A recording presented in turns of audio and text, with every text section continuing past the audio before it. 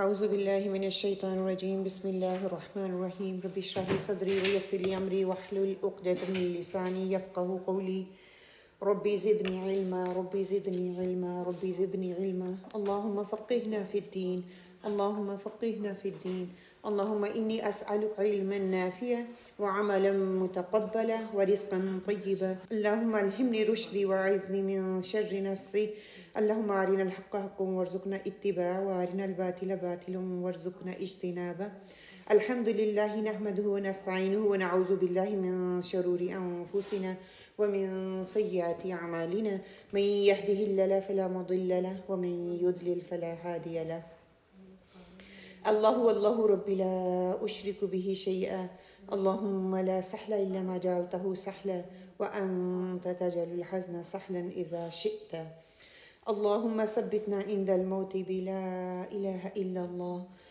اللہم اجعلنی حبک بقلب کلہ وعروضک بجحد کل آمین اللہم آمین السلام علیکم ورحمۃ اللہ وبرکاتہ۔ اب سب مل کے ایک دفعہ درود پڑھ لیں پلیز۔ محمد وعلی آل محمد کما صلیت علی ابراہیم وعلی آل ابراہیم انک حمید مجید اللہم بارک علی محمد وعلی آل محمد کما بارکت علی ابراہیم وعلی آل ابراہیم انک حمید مجید۔ آمین آمین۔ آپ کو پتہ ہے آپ کیوں آئے ہیں ادھر؟ کیوں آئے ہیں؟ دین کی باتیں سننے، دین کی باتیں سننے کے لیے، قرآن کا پیغام سننے کے لیے۔ ہم اللہ اور اللہ کے رسول صلی اللہ علیہ وآلہ وسلم کی بات یہاں پہ کریں گے انشاءاللہ تعالیٰ۔ جزاک اللہ خیر سسٹر قمر کا، انہوں نے اپنے گھر کو اوپن کیا ہے اس پروگرام کے لیے۔ اللہ سبحانہ تعالیٰ برکت دے ان کی صحت میں، ان کی اولاد میں، ان کے رزق میں۔ اللہ سبحانہ تعالیٰ ان کی کوششوں کو قبول کرے انشاءاللہ۔ اور بیسکلی ہماری عام کلاس جو ہوتی ہے وہ تھرسڈے اور وینسڈے والے دن مدینہ مسجد میں ہوتی ہے۔ مدینہ مسجد میں ہم لوگ وینسڈے والے دن جو کلاس ہوتی ہے اس میں حدیث کی ہوتی ہے کلاس، اور اس کے بعد اسی طرح کوئی نہ کوئی ٹاپک ہوتا ہے جو کہ عام حالات سے ریلیٹڈ ہوتا ہے، اس کو قرآن اور سنت کے ساتھ ملا کے ہم پڑھتے ہیں۔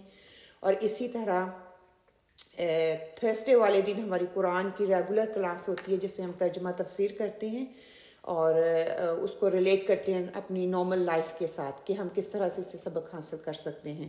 اور اس کے بعد 12 بجے کے بعد ہمارا تجوید کا کلاس ہوتی ہے جو کہ بگننگ قاعدے والی اسٹوڈنٹ بھی ہیں، 29 پارہ اور 30 پارے کے اسٹوڈنٹ بھی ہیں الحمدللہ۔ آج جو ہم ٹاپک کور کریں گے اس میں تعمیر شخصیت کے حوالے سے وہ کون سے کام ہیں جن کے کرنے سے برائیاں مٹا دی جاتی ہیں، اور دعا ہم سیکھیں گے نیکی اور تقوی والے سفر کی دعا۔ یہ دو چیزیں انشاءاللہ تعالیٰ، اور اس کے ساتھ حدیث ہے جو کہ کور کرے گی ہمارے پہلے ٹاپک ہے کہ وہ کون سے کام ہیں جن کے کرنے سے برائیاں مٹا دی جاتی ہیں انشاءاللہ تعالیٰ۔ سورہ الحدید کی میں تلاوت آپ لوگوں کے سامنے رکھ دیتی ہوں انشاءاللہ۔ اعوذ باللہ من الشیطان الرجیم بسم اللہ الرحمن الرحیم سبح للہ ما فی السماوات والارض وهو العزیز الحکیم له ملک السماوات والارض یحیی ویمیت وهو على كل شیء قدیر هو الأول والآخر والظاهر والباطن وهو بكل شيء عليم هو الذي خلق السماوات والأرض في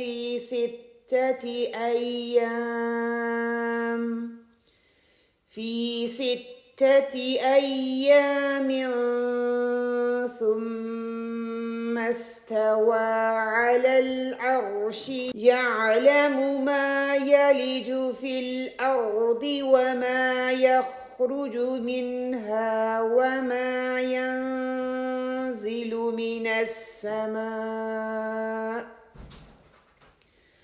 وما يخرج منها وما ينزل من السماء وما يعرج فيها وهو معكم أينما كنتم والله بما تعملون بصير.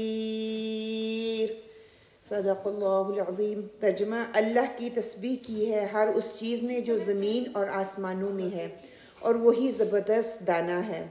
زمین اور آسمانوں کی سلطنت کا مالک وہی ہے، زندگی بخشتا ہے اور موت دیتا ہے، اور ہر چیز کی قدرت رکھتا ہے.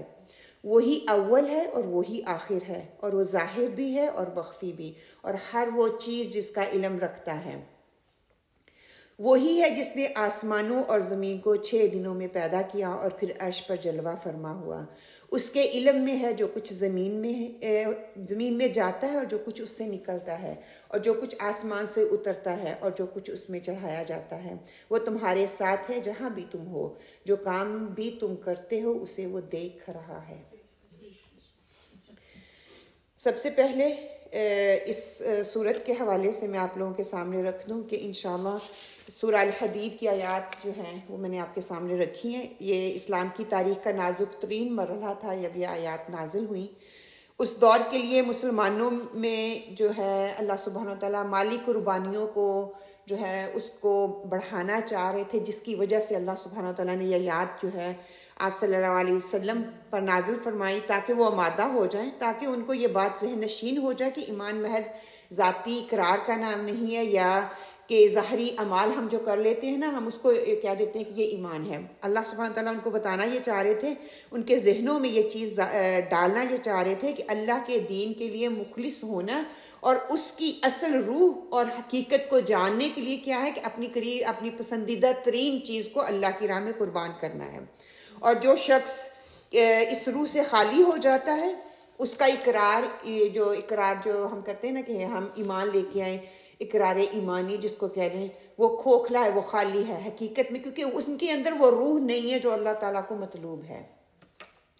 یہ اس کا مین مقصد تھا. اور اللہ تعالیٰ کے ہاں جس کی کوئی قدر و قیمت نہیں ہے، اللہ تعالیٰ کو کھوکھلے انسان کی ضرورت نہیں ہے. اللہ تعالیٰ کو اس انسان کی ضرورت ہے جس کے اندر روح ہے، اور روح کا تقاضا کیا ہے؟ وہ اپنی پسندیدہ چیز اللہ کی راہ میں دے دو جو اللہ تعالیٰ کو مطلوب ہے. جس وقت حالات ڈفرینٹ ہو سکتے ہیں، آج ہو سکتا ہے منی کی ضرورت ہے، کل ہو سکتا ہے انسانوں کی ضرورت ہو، وہ اپنی صلاحیتوں کو دیں اللہ کے راستے میں، اپنی قربانیاں کریں، اپنی وقت کی قربانی دیں. وہ مختلف قسم کی قربانیاں ہو سکتی ہیں. اس صورت میں مادیت اور روحانیت کے درمیان جو توازن ہونا چاہیے اس کے بارے میں بات کی گئی ہے کہ مادیت، مادہ پرستی. آج ہم یہاں پہ بیٹھے ہوئے نا کہ ہم سارے دیکھ لیں کہ کمانا کھانا، یہی ہمارا مادی دنیاوی زندگی جو ہے نا اسی کے ارد گرد ہماری ہر چیز گھومتی ہے. توازن، اعتدال قائم کریں. اپنی دنیا کی ضرورتوں کو پورا کرنے کے لیے کمانا بھی ہے، باہر بھی جانا ہے، کھانے کے لیے اوبویسلی رزق بھی لے کے آنا ہے، اور اس کے ساتھ ساتھ اللہ تعالیٰ نے جو ذمہ داریاں رکھی ہیں ان کے درمیان توازن پیدا کرنے یہ مقصد تھا. اور اس آیت سے پہلی آیت میں اللہ سبحانہ و تعالیٰ کی تسبیح ہوئی. زمین اور آسمان میں جو کچھ بھی ہے اللہ تعالیٰ کی تسبیح بیان کر رہا ہے. اس میں کوئی انسان جو ہے اس بات سے ڈس ایگری نہیں ہے کہ اللہ تعالیٰ نے جو مخلوق بنائی ہے وہ انسان کے لیے بنائی، اور اس مخلوق کو اللہ نے اپنے لیے بنایا. ہر چیز جو اللہ تعالیٰ نے انسان کے لیے بنائی وہ اللہ تعالیٰ کی تعریف کر رہی ہے. اور یہاں پہ بتایا یہ جا رہا ہے کہ یہ جو حیوانات ہیں، نباتات ہیں، درخت ہیں یا سمندر ہیں، دریاؤں کی مخلوق ہے، وہ کوئی بھی چیز ہو دنیا میں جو ہم تصور بھی نہیں کر سکتے، زمین اور آسمان کے درمیان جو ہے وہ ساری کی ساری اللہ سبحانہ و تعالیٰ کی تسبیح بیان کر رہی ہے. اور ایک ایک لمحے کے لیے وہ اپنے آپ کو فارغ نہیں رکھتی. ہم تو پھر بھی تھوڑی دیر کے لیے صبح اٹھیں گے، فجر پڑھیں گے، نماز پڑھیں گے، تھوڑی دیر کے لیے اللہ تعالیٰ کا ذکر و اذکار کر لیں گے، تسبیحات کر لیں گے، اور بعد میں ہم اپنی مادیت میں پڑ جاتے ہیں، دنیاوی زندگی میں ہم پڑ جاتے ہیں. حتیٰ کہ دنیاوی زندگی کو غلط نہیں لیں، مطلب کہ وہ بھی ہماری زندگی کا حصہ ہے اگر ہماری انٹینشن، ہماری سوچ صحیح ہوگی. ٹھیک ہے، ہم اللہ سبحانہ تعالیٰ کے لیے کریں گے. اللہ تعالیٰ نے یہ ذمہ داری ہمارے اوپر ڈالی ہے، ہم نے وہ کرنی ہے. تو ہر چیز، میری صفائی کرنا، میری کوکنگ کرنا، بچوں کو اسکول ڈراپ کرنا، ان کو پک کرنا، اور باقی جتنی بھی ہمارے کام ہیں وہ سارے ہماری نیکیوں میں لکھ لیے جائیں گے. اسی طرح فرمایا کہ تسبیح کس کو کہتی ہیں؟ آپ میں سے کوئی بتائے گا کہ تسبیح کس کو کہتی ہیں؟ ذکر کو تسبیح کہتی ہیں، ٹھیک ہے، اللہ تعالیٰ کی تعریف کرنے کو ذکر تسبیح کہتی ہیں۔ کوئی اور؟ اس کا مطلب کیا ہے؟ چلے یہ کر لیں، تسبیح کیا ہے یا اس کا مطلب کیا ہے؟ کہ دور کرنا۔ ہم لوگوں نے تسبیح پکڑ لی، سبحان اللہ سبحان اللہ سبحان اللہ، تسبیح ہاتھ میں رکھ لی، سبحان اللہ، مطلب کیا ہے سبحان اللہ کا؟ کسی کو نہیں پتا۔ الحمدللہ کسی کو نہیں پتا۔ اللہ اکبر کسی کو نہیں۔ اللہ اتنا بڑا ہے، کبھی امیجن کیا؟ اس کا ہمیں نہیں، ہم تسبیح کر رہے ہیں، ولا حول ولا قوت لا الہ الا اللہ جو بھی پڑھ رہے ہیں، لیکن اس کی روح، پہلے میں نے کہہ دیا کہ روح کو بتانا مقصود تھا۔ اگر مجھے اس کی روح ہی نہیں معلوم، اس کا ترجمہ ہی نہیں معلوم، پتہ ہی نہیں ہے میں کس سے مانگ رہی ہوں، تو وہ بیکار ہے، بے فائدہ ہے، گھنٹوں لگی رہوں۔ آج دیکھیں ہم کہتے ہیں دعائیں مانگ رہے ہیں، اثر ہی نہیں ہو رہا۔ نماز مسلے سے نماز پڑھ کے اٹھے ہیں اور دل کو سکون ہی نہیں ہے۔ کیوں؟ کیونکہ دل اور دماغ، فزیکلی میں مسلے پہ کھڑی تھی، دل اور دماغ میرا دنیا میں لگا ہوا تھا، تو اس وجہ سے میں اس روح کو نہیں پا سکی جو کہ مطلوب تھی۔ تسبیح کا مطلب ہوتا ہے دور کرنا۔ کس کو دور کرنا؟ ہر عیب کو، ہر نقص کو، کمی کو، کمزوری کو۔ کس سے دور کرنا؟ اللہ سبحانہ وتعالیٰ سے۔ مطلب کہ اللہ کو ہر عیب سے، ہر نقص سے، ہر کمی سے اور کمزوری سے پاک کرنا، اس کا نام تسبیح ہے۔ میں ادھر تو کہہ رہی ہوں کہ اللہ کے ساتھ کوئی شریک نہیں ہے، لا الہ الا اللہ محمد رسول اللہ، اور ادھر میرے عمل جو ہے ٹوٹلی اپوزٹ ہیں، ہر چیز کو میں اللہ کے ساتھ شریک ٹھہرا رہی ہوں۔ اس کی ایک مثال میں چھوٹی سی آپ کو دے کے، اس پہ میرا ٹاپک نہیں ہے تو میں بات نہیں کروں گی کہ ہم اللہ کے ساتھ کیسے شریک ٹھہراتے ہیں، ہر نقص اور کمزوری کس طرح اللہ کے ساتھ نعوذ باللہ استغفر اللہ ہم ملاتے ہیں۔ کہ گئے تو ڈاکٹر کے پاس تھے اور واپس آ کے سہیلی کا فون آیا، کیسی ہو؟ ہاں میں ڈاکٹر کے پاس گئی تھی، اس نے دوائی دی تو مجھے شفا مل گئی۔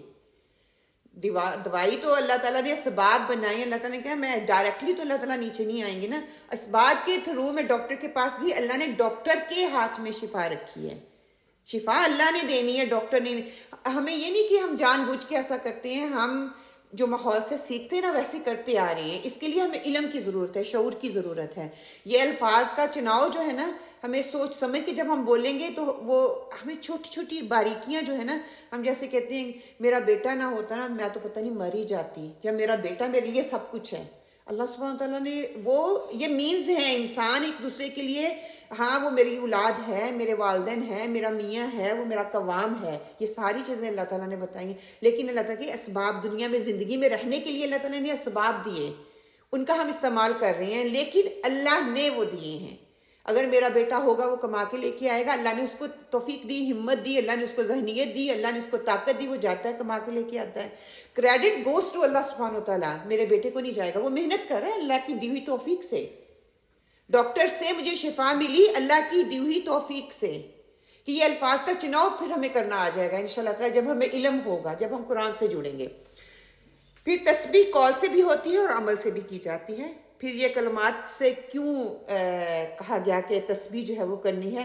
کیونکہ ہم یہ جان لیں کہ کائنات کی ہر چیز تسبیح کر رہی ہے، تو انسان کو بھی کہا گیا کہ اے انسان تو بھی تسبیح کر، بالکل ویسے ہی جیسے وہ شعور کے ساتھ کر رہے ہیں، ان کو پتہ ہے ہم کس رب کے آگے تسبیح کر رہے ہیں۔ اگر مجھے پتہ چل جائے گا کہ میں اپنے اس رب کے آگے تسبیح کر رہا ہوں، جو کہ آگے ہی اگلی آیات میں بتا دیا گیا کہ کس طرح اللہ سبحانہ تعالیٰ کے انسان کو یاد دہانی کروائی جا رہی ہے کہ اللہ تعالیٰ کی ذات کیسی ذات ہے۔ اللہ سبحانہ تعالیٰ زمین اور آسمان کی بات ہوئی، پھر اللہ تعالیٰ کے عرش کی بات ہوئی، پھر یہ بتا دیا گیا اللہ کا عرش کتنا بڑا ہے، اللہ تعالیٰ کی کرسی کتنی بڑی ہے، اور اس کی مثال اس طرح سے دی گئی کہ اللہ کی کرسی ایسے ہے جیسے کہتے ہیں کہ آپ صحرا میں جائیں اور آپ کی انگوٹھی، آپ کی رنگ آپ کی انگلی سے گر جائے تو آپ کو ملے گی کہ اتنا بڑا صحرا اور چھوٹی سی انگوٹھی، وہ گھر میں کہیں گر جاتی ہے تو وہ ہمیں ڈھونڈنے کے لیے مشکل پیش آتی ہے کہ اللہ تعالیٰ کی وسعت اتنی بڑی ہے، اللہ تعالیٰ کی چیئر، اللہ کا عرش اور اللہ کی کرسی اتنی بڑی ہے۔ تو اب یہاں پہ یہ بتایا جا رہا ہے کہ زندگی محض چند دن کی بہار ہے، متاع غرور جو کھیل کود میں لگے ہوئے ہیں ہم، ہماری دلچسپیاں ہیں، ہمارا گھر کو سجا لیں، بنا لیں، بڑا کر لیں، کبھی چھوٹا کر رہے ہیں، کبھی بڑا کر رہے ہیں، کبھی کچن چھوٹا ہو رہا ہے، کبھی بڑا ہو رہا ہے، کبھی چھوٹی گاڑی، کبھی بڑی گاڑی، یہ دنیا کی ساری چیزیں تھوڑے سے عرصے کے لیے ہیں۔ متاع الغرور کہا گیا ہے لفظ کہ انسان اس کے پیچھے بھاگتا ہے، دنیا کی دن دولت چکا چوند میں اس طرح اپنے آپ کو اس نے کھبا کے رکھا ہوا ہے کہ اللہ کی طرف جانے کے لیے شیطان اس کو موقع ہی نہیں دے رہا۔ میرا نفس سب سے بڑا شیطان ہے، کیونکہ میرے نفس کی خواہشات ہیں نا. صبح اٹھ کے میں صبح 3 بجے چلی جاؤں گی کام پہ، لیکن میں صبح اٹھ کے لیے تہجد کے لیے نہیں اٹھوں گی، صبح وہ فجر کے لیے نہیں میں اٹھوں گی. چھٹی، آج ریلیکس، آج ساری نمازیں میری جو ہیں مجھ پہ معاف ہیں. حتیٰ کہ وہ تو بیسک نیڈ ہے نا انسان کی، اللہ تعالیٰ نے وہ فرض کر دی ہیں، بیماری کی حالت میں بھی مجھے پڑھنی ہے اور آخری سانس تک وہ میں نے پڑھنی ہے. اگر وہ میں بیماری کی حالت میں ہوں، میرے اندر اتنی سخت نہیں ہے، ہمیں کتنی اس میں آسائشیں دے دی گئی، سہولت دے دی گئی، بیٹھ کے پڑھ لو، لیٹ کے پڑھ لو، اشاروں سے پڑھ لو، تاکہ میری نماز قضا نہ ہو، نماز کی اہمیت کو ظاہر کرنے کے لیے. اور اگر میں نے اس پہ غور ہی نہیں کیا، دنیا میں لگی ہوئی ہوں، دنیا کو زیادہ امپورٹنس دی ہوئی ہے، تو پھر کیا ہے کہ اللہ سبحانہ تعالیٰ کہتے ہیں یہ تھوڑی سی ہے کہ میری کوشش دنیا کے لیے نہیں، بلکہ آگے بڑھنے کی کوشش میری آخرت کے لیے ہونی چاہیے، کہ آخرت میں جہنم سے میں بچ جاؤں اور اللہ کا دیدار مجھے نصیب ہو جائے اور جنت مجھے نصیب ہو جائے. اس کی مثال جو ہے قرآن ہمیں دیتا ہے کہ کھیتی سے دیتا ہے، جو پہلے سے بہت خوبصورت ہے، سرسبز ہے، دیکھنے میں بہت ہی اچھی لگتی ہے. جب دیکھیں ہریالی ہوتی ہے، کھیت ہوتے ہیں، وہ کتنا خوبصورت لگ رہا ہوتا ہے، پھل پھول لگے ہوئے ہوتے ہیں، اچھا لگتا ہے. اچانک سے کیا آتی ہے؟ خزاں آتی ہے، وہ زرد ہو جاتے ہیں، ہر چیز جھڑ جاتی ہے. اس کا ایکسپیرینس ہم دیکھ لیں، وہ درخت ایسے لگ رہے ہیں جیسے بے جان ہیں، ان کے اندر کچھ بھی نہیں ہے. تو کہتے ہیں کہ آج صرف پائیداری انسان کی زندگی کی اتنی سی ہے، اینڈ پہ کیا ہے؟ وہ بھوس بن جاتا ہے، وہ مٹی بن جاتا ہے، مٹی کا حصہ بن جاتا ہے، ہمیں پتہ ہی نہیں چلتا. انسان کی حقیقت بھی یہی ہے. آج میرے اندر تکبر ہے، غرور ہے، حسد ہے، اور دنیا کی متاع کے پیچھے میں بھاگ رہی ہوں، اور کل جب میں دفنا دی جاؤں گی نا، کچھ دنوں کے بعد یہ مٹی کا حصہ بن جاؤں گی. انلیس جس کو اللہ تعالیٰ چاہے مٹی اس کو کچھ چھو نہ سکے، کیڑے مکوڑے اس کے پاس نہ، یہ اللہ کی اذن سے ہوگا. پھر زمین آسمان کی بات اللہ سبحانہ تعالیٰ نے کی، علم کی بات کی. وہ جانتا ہے کہ زمین میں سے کیا اس کے اندر جاتا ہے اور کیا وہاں سے نکلتا ہے. زمین کے اندر کیا جاتا ہے؟ بیج جاتے ہیں، انسان جاتے ہیں، اور باقی جو بھی جیسے نکلتی ہیں چیزیں وہ زمین ہی سے نکل رہی ہوتی ہیں نا، اور اس میں جو بھی آیا ہے زمین سے وہ واپس زمین میں جاتا ہے. سبحان اللہ. اگر آپ اس کی گہرائی میں جائیں نا، تو وہ چیز جو باہر ہے وہی اس کے اندر دوبارہ جاتی ہے، پھر اس کو تقویت دیتی ہے اور باہر آتی ہے. اس زمین کے اندر کیا کیا چیزیں ہیں؟ تیل ہے، پانی ہے، گیس ہے، سونا ہے، چاندی ہے، معدنیات ہیں، نمک ہیں، اور پتہ نہیں مطلب جو چیز ہماری سہولت کی چیز ہے نا، اللہ نے ہمیں مٹی سے پیدا کیا اور مٹی سے ہی ہماری ضروریت کی ساری چیزیں پیدا کر دی. اور روح جو ہے اوپر سے آئی ہے، اللہ تعالیٰ نے اس کی روح کی تقویت کے لیے اوپر سے قرآن کو نازل فرمایا، اور ساتھ ہی اللہ سبحانہ تعالیٰ نے بتا دیا. اچھا، یہاں پہ ایک چھوٹی سی دعا اسی آیات کے حوالے سے میں آپ کے سامنے رکھنا چاہوں گی، جو کہ آپ صلی اللہ علیہ وسلم رات کو بستر پہ اس دعا کو پڑھا کرتے تھے. اور اس آیت کی جو دوسری، اس سورت کی جو میں نے ابھی تلاوت کی ہے، دوسری آیت ہے، اس کے کچھ الفاظ جو ہیں اس کے اندر پائے جاتے ہیں. کہتے ہیں کہ اس دعا کو ابن کثیر نے کہا ہے کہ 1000 آیتوں سے بہتر ہے یہ دعا جو میں ابھی ہم انشاءاللہ پڑھیں گے. اور ہر شے سے پناہ مانگنی ہے آپ نے، تو اس دعا کو اپنی زندگیوں کا حصہ بنا لیں. اور اس کے ساتھ ساتھ اس کے اور بھی بہت سے فائدے گنوائے گئے ہیں، اور قرض کی ادائیگی کے لیے بھی یہ دعا جو ہے آپ صلی اللہ علیہ وسلم نے سکھائی ہے انشاءاللہ تعالیٰ. آپ سب مل کے میں پڑھوں گی، میرے پیچھے پیچھے پڑھ لیں تاکہ ہمیں تھوڑا سا ہو جائے. اور اس کی اگر کسی نے کاپی لینی ہے تو اس کی پکچر بنا لیں، اگر آپ کے پاس ہے. نہیں ہے تو میں قمر کو دے دوں گی، وہ آپ کو آگے فارورڈ کر دے گی انشاءاللہ تعالیٰ. اللہم رب السماوات السبع، اللهم رب السماوات السبع ورب العرض ورب العرش العظيم، ورب الأرض ورب العرش العظيم، ربنا ورب كل شيء، ربنا ورب كل شيء، فالق الحب والنوى، فالق الحب والنوى، ومنزل التوراة، ومنزل التوراة، والإنجيل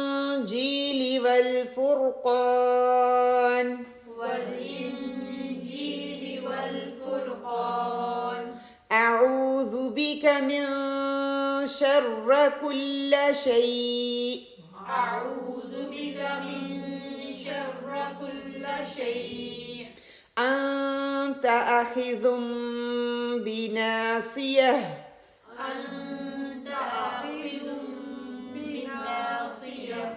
أنت آخذ بناصية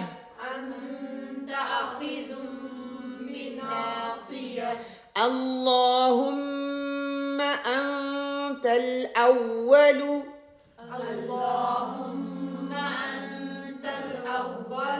فليس قبلك شيء وأنت الآخر فليس بعدك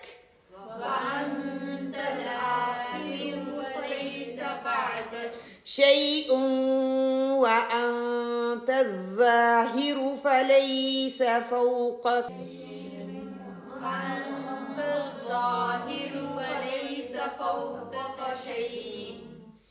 وأنت الظاهر فليس فوقك شيء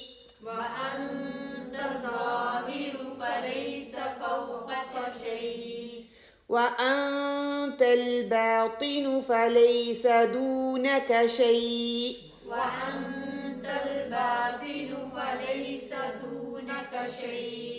اقض عنا الدين وأغننا من الفقر اقض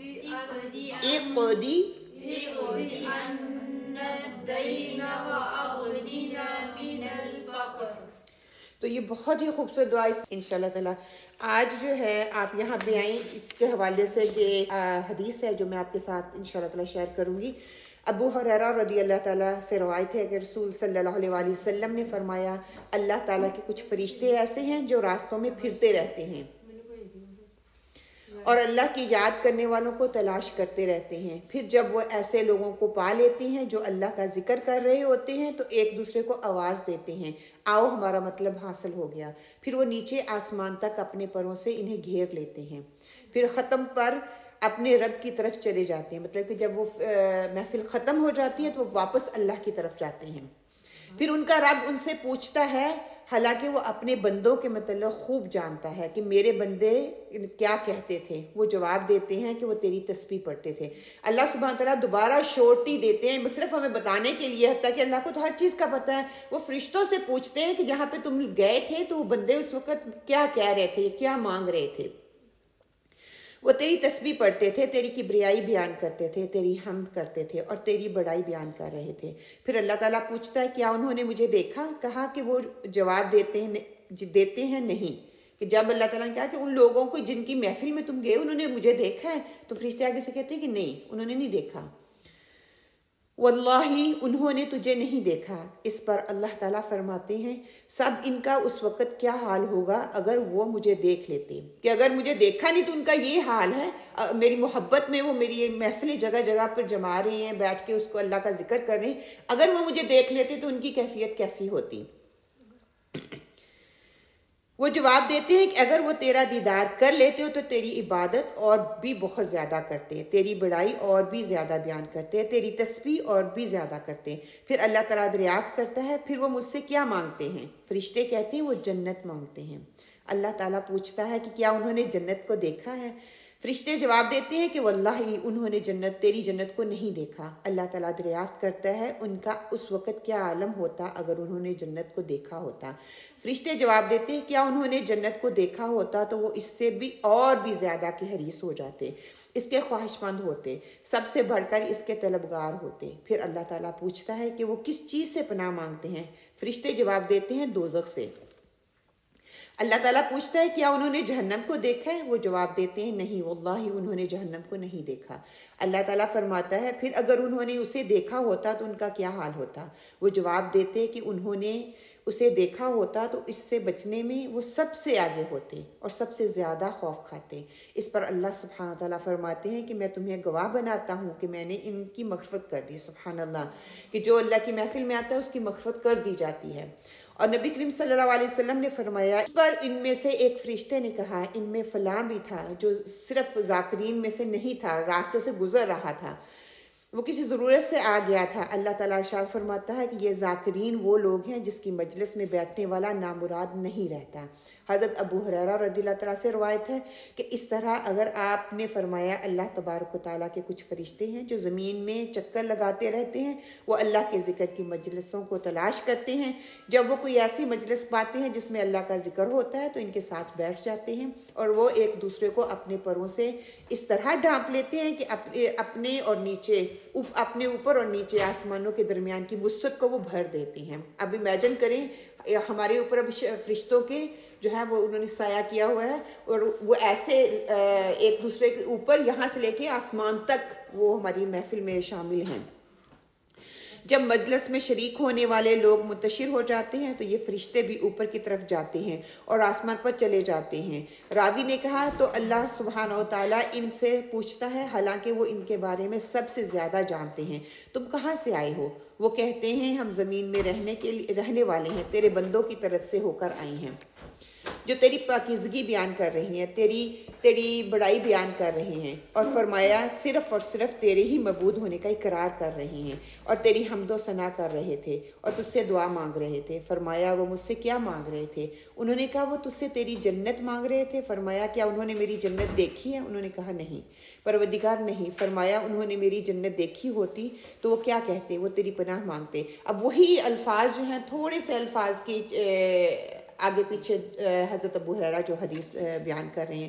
بیسک لائن یہی ہے کہ اللہ سبحانہ و تعالیٰ ہر اس انسان کو بخش دیتے ہیں جو اللہ کی محفل میں آ کے بیٹھتا ہے, اور صرف اس نیت کے لیے آ کے بیٹھتا ہے خالصاً اللہ سبحانہ و تعالیٰ کے لیے. یہ قرآن کی محفل ہے, میں اللہ کے لیے جا کے بیٹھنے لگی ہوں, کیا میں اس سے فائدہ حاصل کروں, میں کچھ سیکھوں کہ اللہ سبحانہ و تعالیٰ قرآن میں بات کیا کر رہے ہیں. آج جو حدیث ہے آج کی انشاءاللہ تعالیٰ اس کو ہم دیکھ لیتے ہیں. اتق اللہ حیثما کنت واتبع السیئات الحسنہ تمحوها وخالق الناس بخلق حسنہ. ترمذی کی یہ حدیث ہے, جہاں کہیں بھی ہو اللہ سے ڈرو, برائی کے ساتھ نیکی کرو اور وہ اسے مٹا دے گا, اور لوگوں کے ساتھ حسن سلوک کے ساتھ پیش آؤ. کہ جہاں بھی دیکھو اللہ سے ڈرتے رہو, برائی کے ساتھ نیکی کرو, کہ آگے پورے دعوے اور ہم دعوے سے نیکی کرو تاکہ وہ جو نیکی ہے تمہاری برائیوں کو ختم کر دے, اور اس کے ساتھ ساتھ لوگوں کو بھی حسن سلوک کے ساتھ لوگوں کے ساتھ پیش آؤ تاکہ تمہارا رویہ تمہارا اخلاق دیکھ کے وہ بھی دین کی طرف آئیں. آیت نمبر 4 کی آیت کا آخری حصہ جس پہ میں انشاءاللہ تعالیٰ آج بات کروں گی, وَهُوَ مَعَكُمْ أَيْنَمَا كُنْتُمْ. صرف اتنے لفظ کو ہم لیں گے کہ یہ اتنا سا ٹکڑا جو ہے ہمیں کیا سکھا رہا ہے. وَهُوَ مَعَكُمْ أَيْنَمَا كُنْتُمْ, کہ وہ تمہارے ساتھ ہوتا ہے جہاں بھی تم ہوتے. المجادلہ میں آتا ہے کیا تم نہیں دیکھتے بے شک اللہ جانتا ہے جو کچھ آسمانوں میں ہے اور جو کچھ زمین میں ہے. نہیں ہوتے سرگوشی کرنے والے 3 مگر ان میں چوتھا وہ ہوتا ہے, اور نہیں ہوتے 5 مگر چھٹا وہ ہوتا ہے. اس سے کم نہیں ہوں گے یا زیادہ مگر وہ ان کے ساتھ ہوتا ہے جہاں بھی وہ ہوتے ہیں. مطلب کہ اگر ہم لوگ یہاں پہ 20 لوگ بیٹھے ہیں تو 21واں اللہ سبحانہ تعالیٰ کی ذات ہے. اگر ہم 10 لوگ بیٹھے ہیں تو 11واں اللہ سبحانہ تعالیٰ کی ذات. اگر ہم 2 لوگ بیٹھے ہیں تو 3 اللہ سبحانہ تعالیٰ ہے. کہ ہم لوگ میاں اور بیوی بیٹھے ہوئے ہیں تو 3rd ون اللہ سبحانہ تعالیٰ کی ذات ہے. مطلب کہ اتنا ہمیں اس چیز کو سمجھنے کی ضرورت ہے. اتنی باریکی سے کیوں بتا دیا گیا؟ وہ تمہارے ساتھ ہوتا ہے تم جہاں کہیں بھی ہو, تم گھر کے اندر ہو, گھر سے باہر ہو, تم فیملی کے ساتھ بیٹھے ہو, فیملی سے باہر بیٹھے ہو, کہ اللہ ہر وقت ہمیں دیکھ رہا ہے. اللہ کی نظر ہر وقت ہمارے اوپر ہے.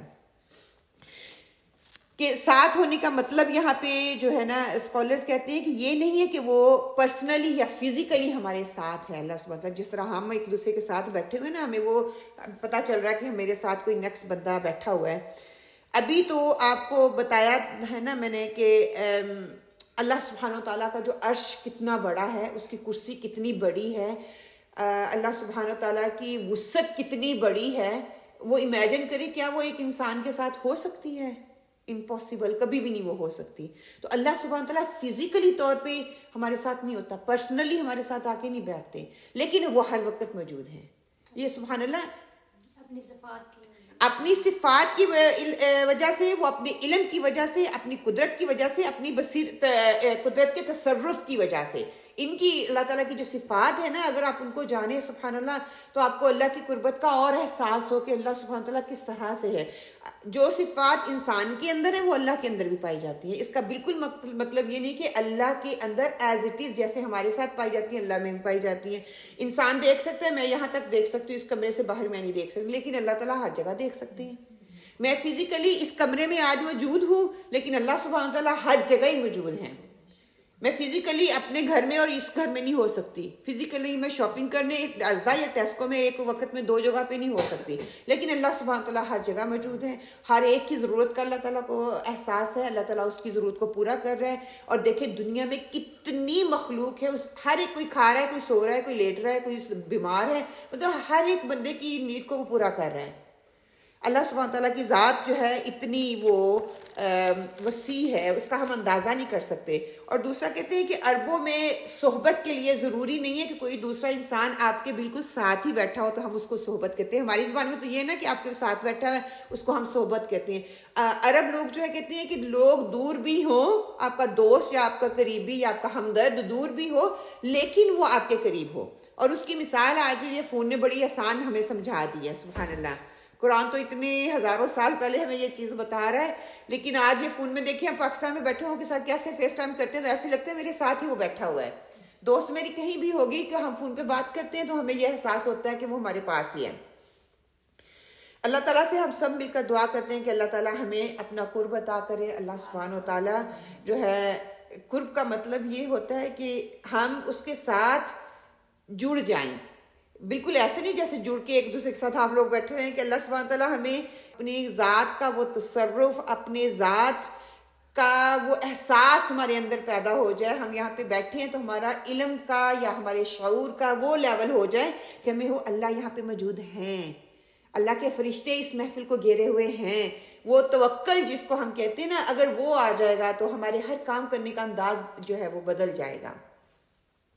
کہتے ہیں کہ قیامت کے دن اہل جنت جو ہوں گے نا، جو کہ اعلیٰ درجے کے لوگ ہوں گے، السابقون السابقون، ان کو اللہ سبحانہ تعالیٰ اعلیٰ درجے تو ان کو ملیں گے ہی، لیکن وہ اللہ تعالیٰ کی قریب بھی ہوں گے.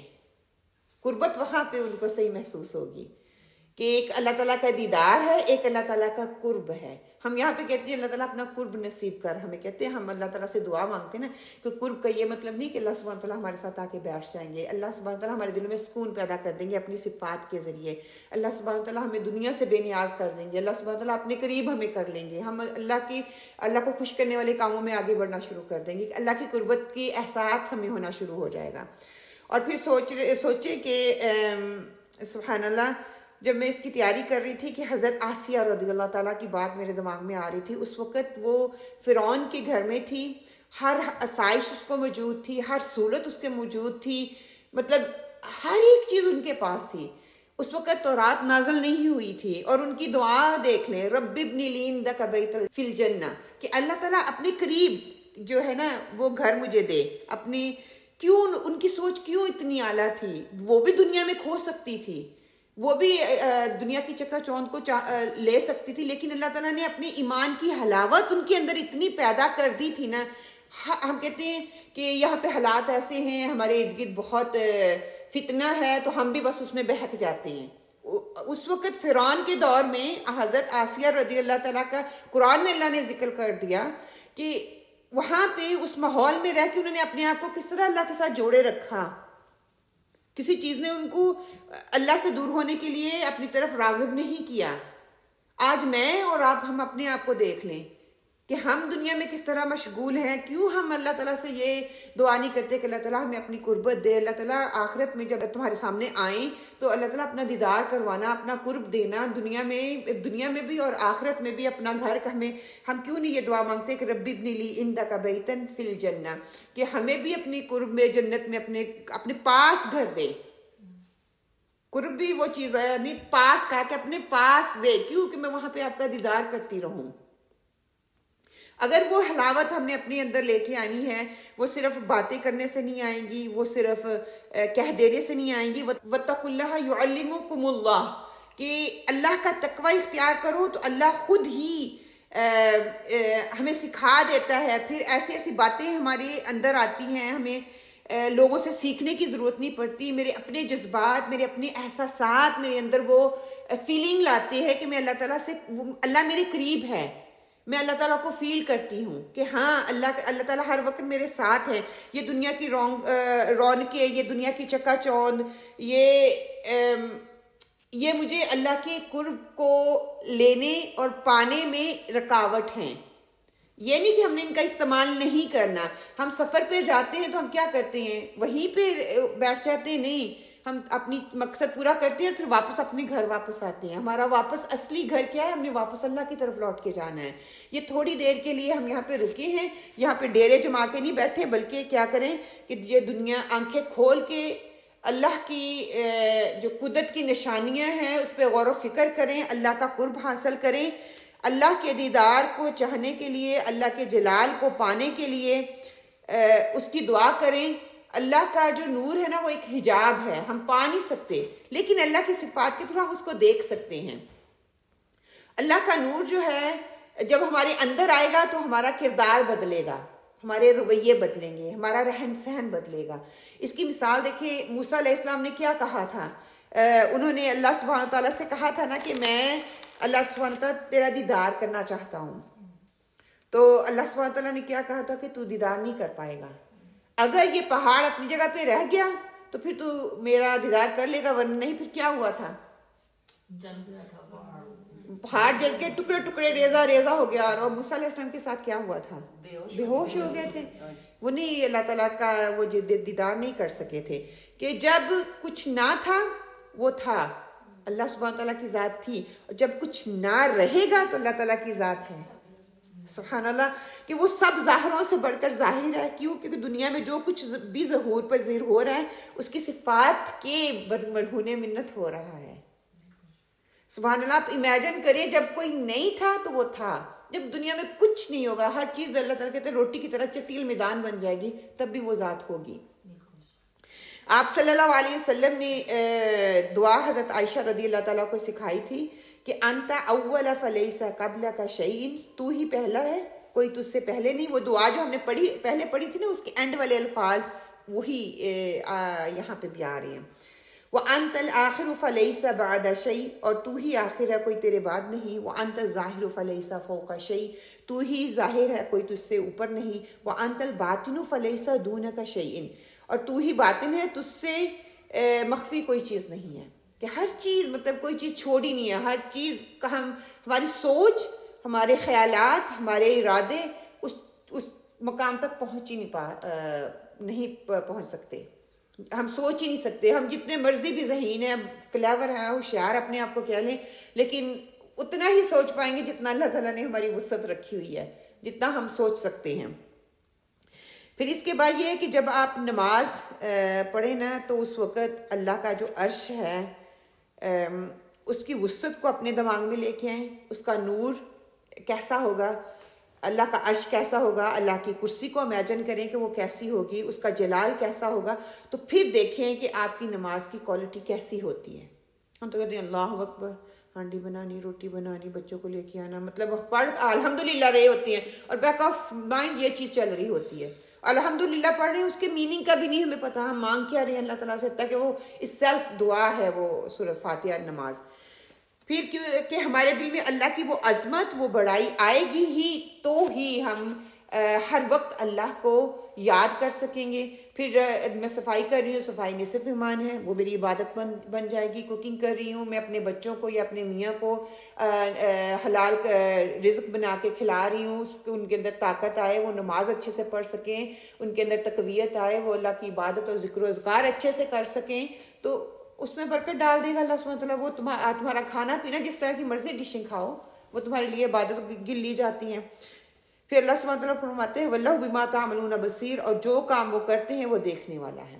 جو بھی کام ہم کر رہے ہیں، وہ اعمال صالح ہیں، وہ برائیاں ہیں، سب کچھ اللہ سبحانہ وتعالیٰ اس کو دیکھ رہا ہے. سارا دن کہاں ہم گزارتے ہیں، لوگوں کے سامنے کیا کرتے ہیں، چھپ چھپ کے ہم کیا کرتے ہیں، لوگوں کے پیچھے ان کی بیک بائٹنگ ہے، ان کی باتیں کیا کیا ہم کر رہے ہیں، ان کے بارے میں کیا سوچ رہے ہیں، میری بھاگ دوڑ کیا ہے، میری سلائٹیں کہاں جا رہی ہیں، کہاں لگ رہی ہیں، میرا ٹائم کہاں لگ رہا ہے. ہر چیز جو ہے اللہ سبحانہ وتعالیٰ اس کو دیکھ رہا ہے. ہم قرآن کو اس دل اور اس آنکھ سے دیکھیں گے، اس سوچ سے پڑھیں گے، تو قرآن ہمیں کہتے ہیں کہ دامن سے، ہمارے دامن سے ہمیں پکڑ کر وہ اپنی طرف لے کے آئے گا، پکڑ کر وہ اللہ کی قربت کا احساس ہمیں دلائے گا۔ جب ہم قرآن کو اس سوچ سے، اس تصور سے پڑھتے ہی نہیں ہیں، ہم صرف کہتے ہیں ثواب کی خاطر ہے۔ اللہ تعالیٰ نے کہا ہے کہ ایک لفظ کی 10 منیمم نیکیاں ہیں اور میکسیمم 700 سے 70 سے 700 تک ہیں، تو ہم قرآن کو ویسے ہی پڑھتے، کہتے ہیں قرآن کو جس نظریے سے پڑھو گے قرآن آپ کو وہی سکھائے گا۔ ثواب کی نیت سے پڑھیں گے بے شک آپ کو ثواب ملے گا، نیکیوں کی نیت سے پڑھیں گے آپ کو نیکیاں ملیں گی، اپنے آپ کو بدلنے کے لیے پڑھیں گے تو آپ کو بدلے گا۔ صحابہ کرام کا یہی رویہ تھا نا، تب تک وہ اگلی آیت کو نہیں پڑھتے تھے جب تک اس کو فلی طور پہ سمجھ نہیں لیتے تھے۔ اور آج ہماری زندگیوں میں قرآن کیوں نہیں ہے، اس کی سب سے بڑی ریزن یہی ہے کہ ہمارا قرآن کے ساتھ تعلق ہی نہیں ہے۔ ہم نے ایک وہ طریقہ بنا لیا ہے جو ہم سنتے ہوئے آ رہے ہیں، جو دیکھتے ہوئے آ رہے ہیں کہ ہمارے پیرنٹس جو ہیں صبح اٹھا، نماز پڑھی، فجر کی نماز، ذکر اذکار کیا، قرآن پڑھ لیا، بے شک پارا پارا بھی ہم پڑھ لیتے ہیں، یہ نہیں کہ نہیں، لیکن اس میں اللہ تعالیٰ نے بات کیا کی ہے وہ ہمیں پتہ ہی نہیں ہے کہ اللہ سبحانہ تعالیٰ بات کیا کر رہے ہیں۔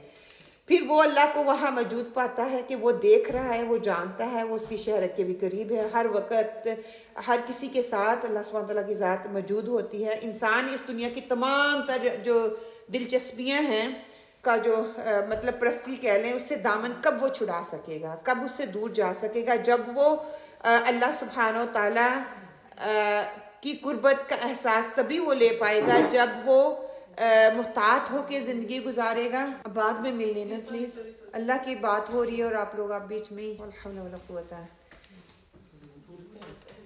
انٹرپٹ کرتے ہیں تو وہ بھول جاتا ہے نا، وہ تسلسل ٹوٹ جاتا ہے آپ کا کہ بات کیا ہو رہی تھی۔ نتھنگ امپورٹنٹ دین اللہ سبحانہ تعالیٰ کی بات سے، کوئی امپورٹنٹ نہیں، آپ آ رہی ہیں آرام سے آ کے بیٹھتے جائیں۔ وہ تسلسل جب ٹوٹ جاتا ہے you can't do the again,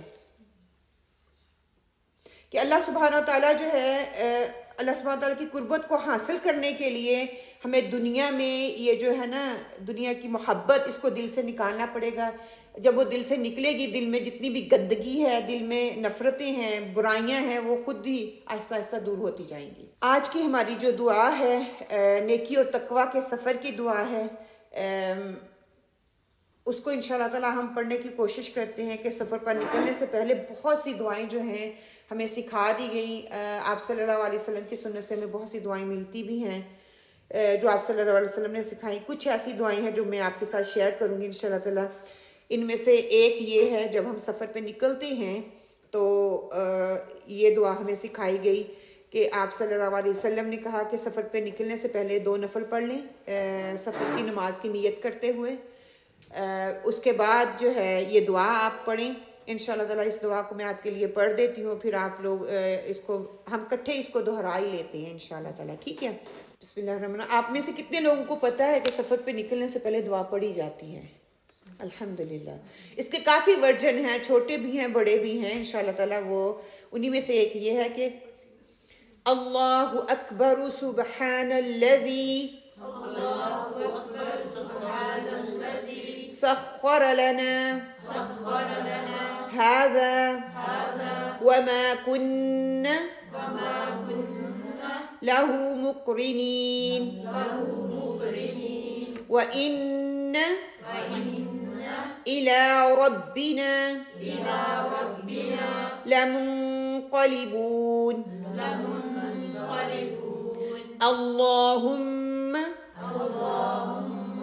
إنا نسألك في سفرنا هذا البر والتقوى ومن العمل ما ترضى اللهم هون علينا سفرنا هذا واطوي عنا بعده اللهم أنت الصاحب في السفر والخليفة في الأهل اللہم انی اعوذ بک من وعثاء الصفر وكابة المنظر وسوء المنقلب في المال والأهل.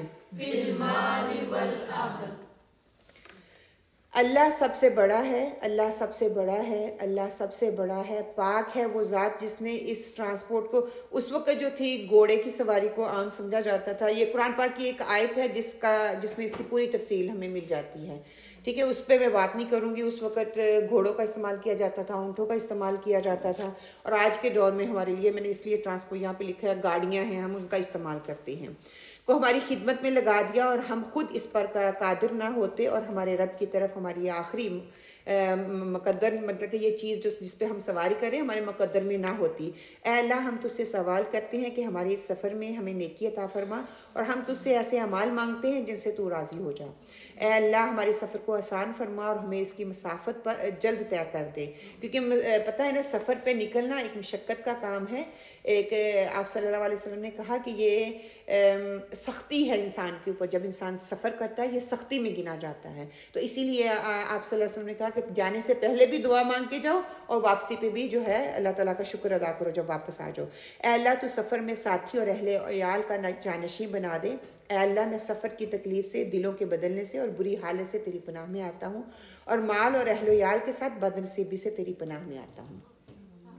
اچھا، سفر سے نکلنے سے پہلے کچھ تھوڑے سے آداب، جیسے میں نے کہا کہ فرض 2 نفل پڑھ لیں، آپ صلی اللہ علیہ وسلم کی سنت تھی. کہیں بھی سفر پہ جائیں، لمبے سفر کے لیے خاص طور پہ کہا گیا، جیسے ہم پاکستان جاتے ہیں یا ہالیڈے پہ جاتے ہیں، جہاز کا سفر ہم کرتے ہیں، یا کوئی ٹرین کا کوئی بھی لمبا سفر، یہاں سے اپنے لنڈن جانا ہو تو سفر 2 نفل پڑھ لیں. یہاں عام جیسے بچوں کو لینے جانا، شاپنگ کرنے کے لیے، اس کے لیے نہیں، لیکن دعا کو آپ اپنا زندگی کا حصہ بنا لیں.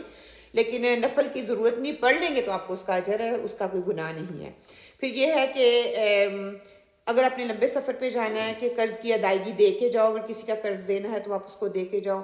اگر آپ نے جانا ہے تو اپنی وصیت ڈیفینیٹلی آپ کر کے جاؤ.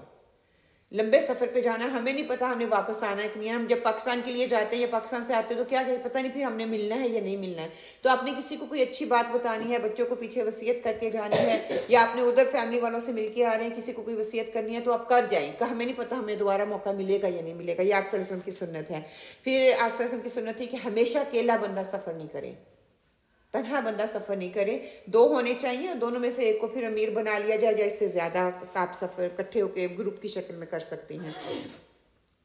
اور پھر مسافر کی دعا قبول ہوتی ہے، اس کے لیے آپ صلی اللہ علیہ وسلم کی حدیث کا مفہوم ہے. حضرت عمر رضی اللہ تعالیٰ کہتے ہیں کہ حضرت عمر رضی اللہ تعالیٰ نے آپ صلی اللہ علیہ وسلم سے عمرے پہ جانے کے لیے اجازت چاہی، تو آپ صلی اللہ علیہ وسلم نے حضرت عمر کو اجازت دی، اور ساتھ میں کہا کہ اے بھائی، اپنی دعاؤں میں مجھے یاد رکھنا. تو اس پر پھر کہتے ہیں کہ حضرت عمر رضی اللہ تعالیٰ نے کہا تھا کہ مجھے اس سے زیادہ اچھی چیز، جو اچھے کلمات آپ صلی اللہ علیہ وسلم نے کبھی ارشاد نہیں فرمائے کہ اس کے بدلے میں اگر مجھے ساری دنیا بھی دے دی جاتی نا، تو ان کلمات سے زیادہ وقت نہیں وہ رکھتی تھی. کہ آپ صلی اللہ علیہ وسلم نے مجھے کہا کہ اپنی دعاؤں میں مجھے یاد رکھنا، مطلب کہ دعا سفر میں جب ہم دعا کرتے ہیں تو وہ قبول ہوتی ہے. وہ علیحدہ بات ہے ہمیں نظر نہ آئی کہ دعا کے قبول کی 3 شرائط ہے نا، وہ قبول کر لی جاتی ہے دیر اینڈ دن. ہمیں کئی دفعہ ہم سوچ ہی رہے ہوتے ہیں، وہ چیز ہمارے سامنے آ جاتی ہے کہ کچھ اور ہی مانگ لیتے ہیں، تب بھی ہم نے شکریہ کا رویہ اختیار کرتے ہیں، یا اس کو سٹور کر لیا جاتا ہے، سیو کر لیا جاتا ہے آخرت کے لیے، یا اس کے متبادل آپ کو اچھی چیز دے دی جاتی ہے. یہ 3 شرطیں ہوتی ہیں، ہماری دعا کبھی رائگاں نہیں ہوتی. اور دیکھنا جب قیامت والے دن ہماری دعائیں جو ہم مانگ رہے ہیں نا آج، ہمیں لگ رہا ہے کہ وہ پوری نہیں ہو رہی، کیونکہ اللہ تعالیٰ کو فیوچر کا پتہ ہے، اللہ کو پتہ ہے ہمارے لیے کیا چیز بہتر ہے. اس لیے اسکالرز کہتے ہیں دعائیں ایسی مانگیں کہ جو چیز میرے لیے بہتر ہے اللہ تعالیٰ مجھے وہ عطا کر دے، کیونکہ میں اپنا مستقبل نہیں دیکھ سکتی، اللہ دیکھ سکتا ہے کہ میرا مستقبل کیا ہے.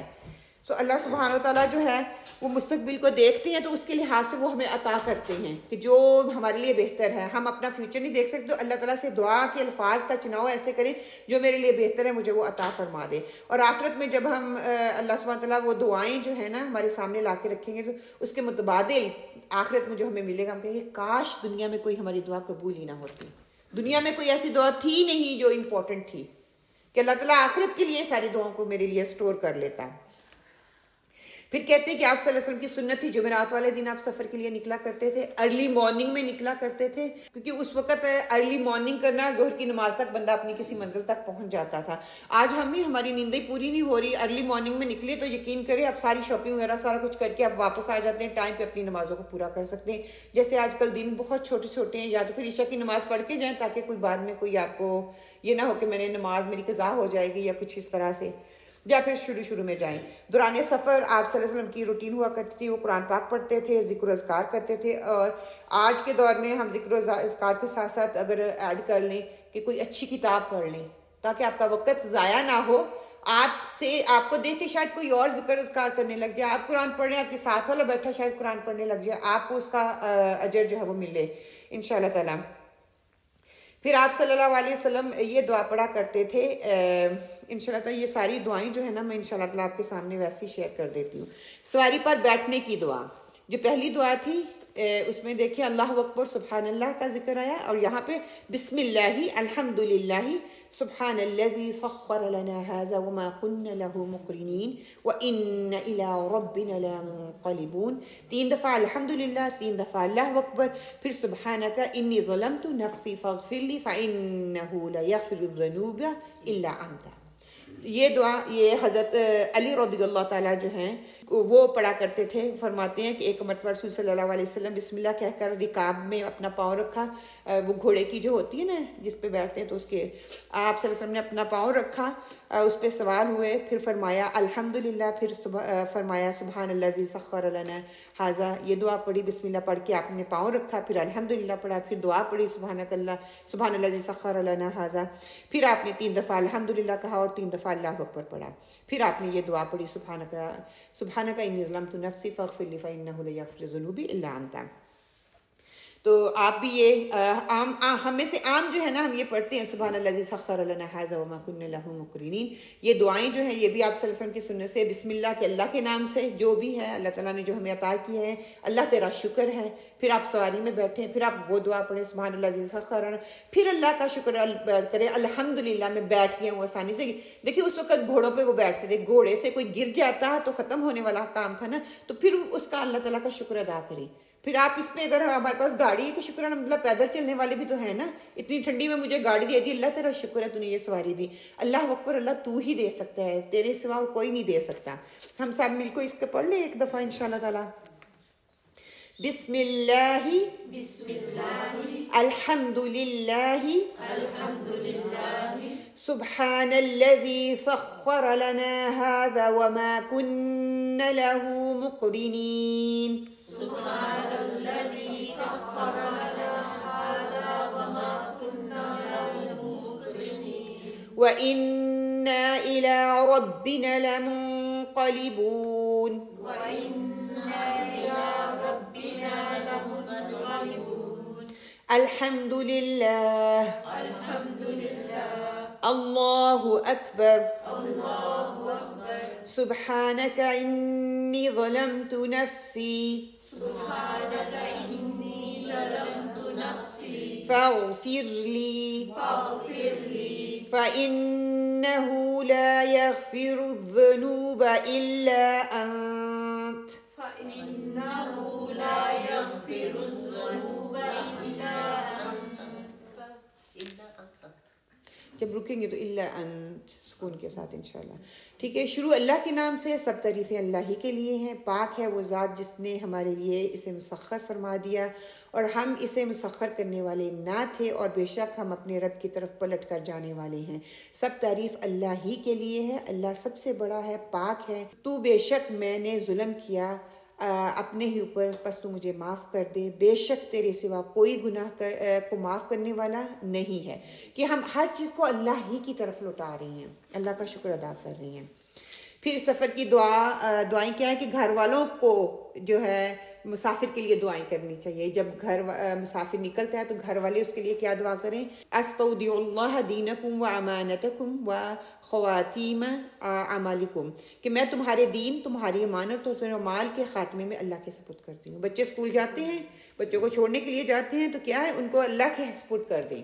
تو تب یہ دعا پڑھیں، استودع اللہ دینکم و امانتکم و خواتم عملکم۔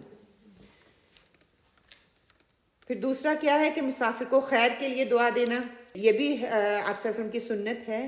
زودک اللہ التقوی وغفر ذنبک ویسر لک الخیر حیثما کنت، اللہ تجھے تقوی کا توشہ عطا کرے، تیرے گناہ معاف کر دے، اور جہاں کہیں بھی تو ہو تیرے لیے اللہ تعالیٰ خیر اور آسانی پیدا ہو۔ اس کے علاوہ اور بہت سی دعائیں ہیں جو آپ صلی اللہ علیہ وسلم نے ہمیں سکھائی ہیں۔ تعمیر شخصیت کے حوالے سے ہم شروع سے یہ بات کرتے آ رہے ہیں کہ تعمیر شخصیت کیا ہے، شخصیت کی تعمیر کیسے ہوتی ہے۔ تعمیر شخصیت اپنی صلاحیتوں کو پروان چڑھانے، نئی مہارتوں کو سیکھنے اور اپنی کمزوریوں کو پر قابو پانے اور اپنی طاقتوں میں، اپنی کمزوریوں کو طاقت میں بدلنے کا نام ہے۔ میرے اندر جو ویکنس ہے اس کو اپنی اچھی عادت بنا لینے کا نام جو ہے وہ شخصیت ہے۔ مجھے پتہ ہے میں گالی میں جلدی دے دیتی ہوں، مجھے پتہ ہے مجھے غصہ آ جاتا ہے، مجھے پتہ ہے بچوں پہ شاؤٹ کرتی ہوں، مجھے پتہ ہے میرا میاں کچھ بھی مجھے بات کرتا ہے مجھے غصہ آ جاتا ہے، تو وہ ان چیزوں پہ کنٹرول کر لینا، قابو پا لینا، ان طریقوں کو سیکھ لینا، یہ شخصیت کا حصہ بن جاتا ہے۔ آہستہ آہستہ وہ میرے عمل میں آ جاتی ہیں۔ پھر ہم نے دیکھا ہے کہ outer personality versus inner personality, کہ باہر کی پرسنالٹی کیا ہوتی ہے جس پہ ہم زیادہ فوکس کرتے ہیں، کرنا بھی چاہیے، ٹھیک ہے، ظاہری چیز اچھی لگتی ہے تو کریں، لیکن اللہ سبحانہ تعالیٰ نے ساتھ ہی فرما دیا میں ظاہر کو نہیں دیکھوں گا، میں اندر کو دیکھوں گا، میں دلوں کو دیکھوں گا۔ تو کیا ہے، دین کی بنیاد دلوں کو صاف کرنا ہے۔ میرے دل صاف ہوں گے تو وہ میرے لیے وہ میری اسٹرینتھ بنے گا، اگر میرا دل صاف ہوگا میری اسٹرینتھ بنے گا۔ پھر ہم اپنی اسٹرینتھ کو دیکھیں گے اور ویکنس کو دیکھیں گے، جو میری اسٹرینتھ ہوگی اس کو میں اور نکھاروں گی، میری ویکنس جو ہوگی، میرے اندر کمزوری ہوگی، اس پہ میں نے کام کرنا ہے، وہ میرا ٹارگٹ ہوگا، ٹھیک ہے، اس پہ میں نے کام کرنا ہے۔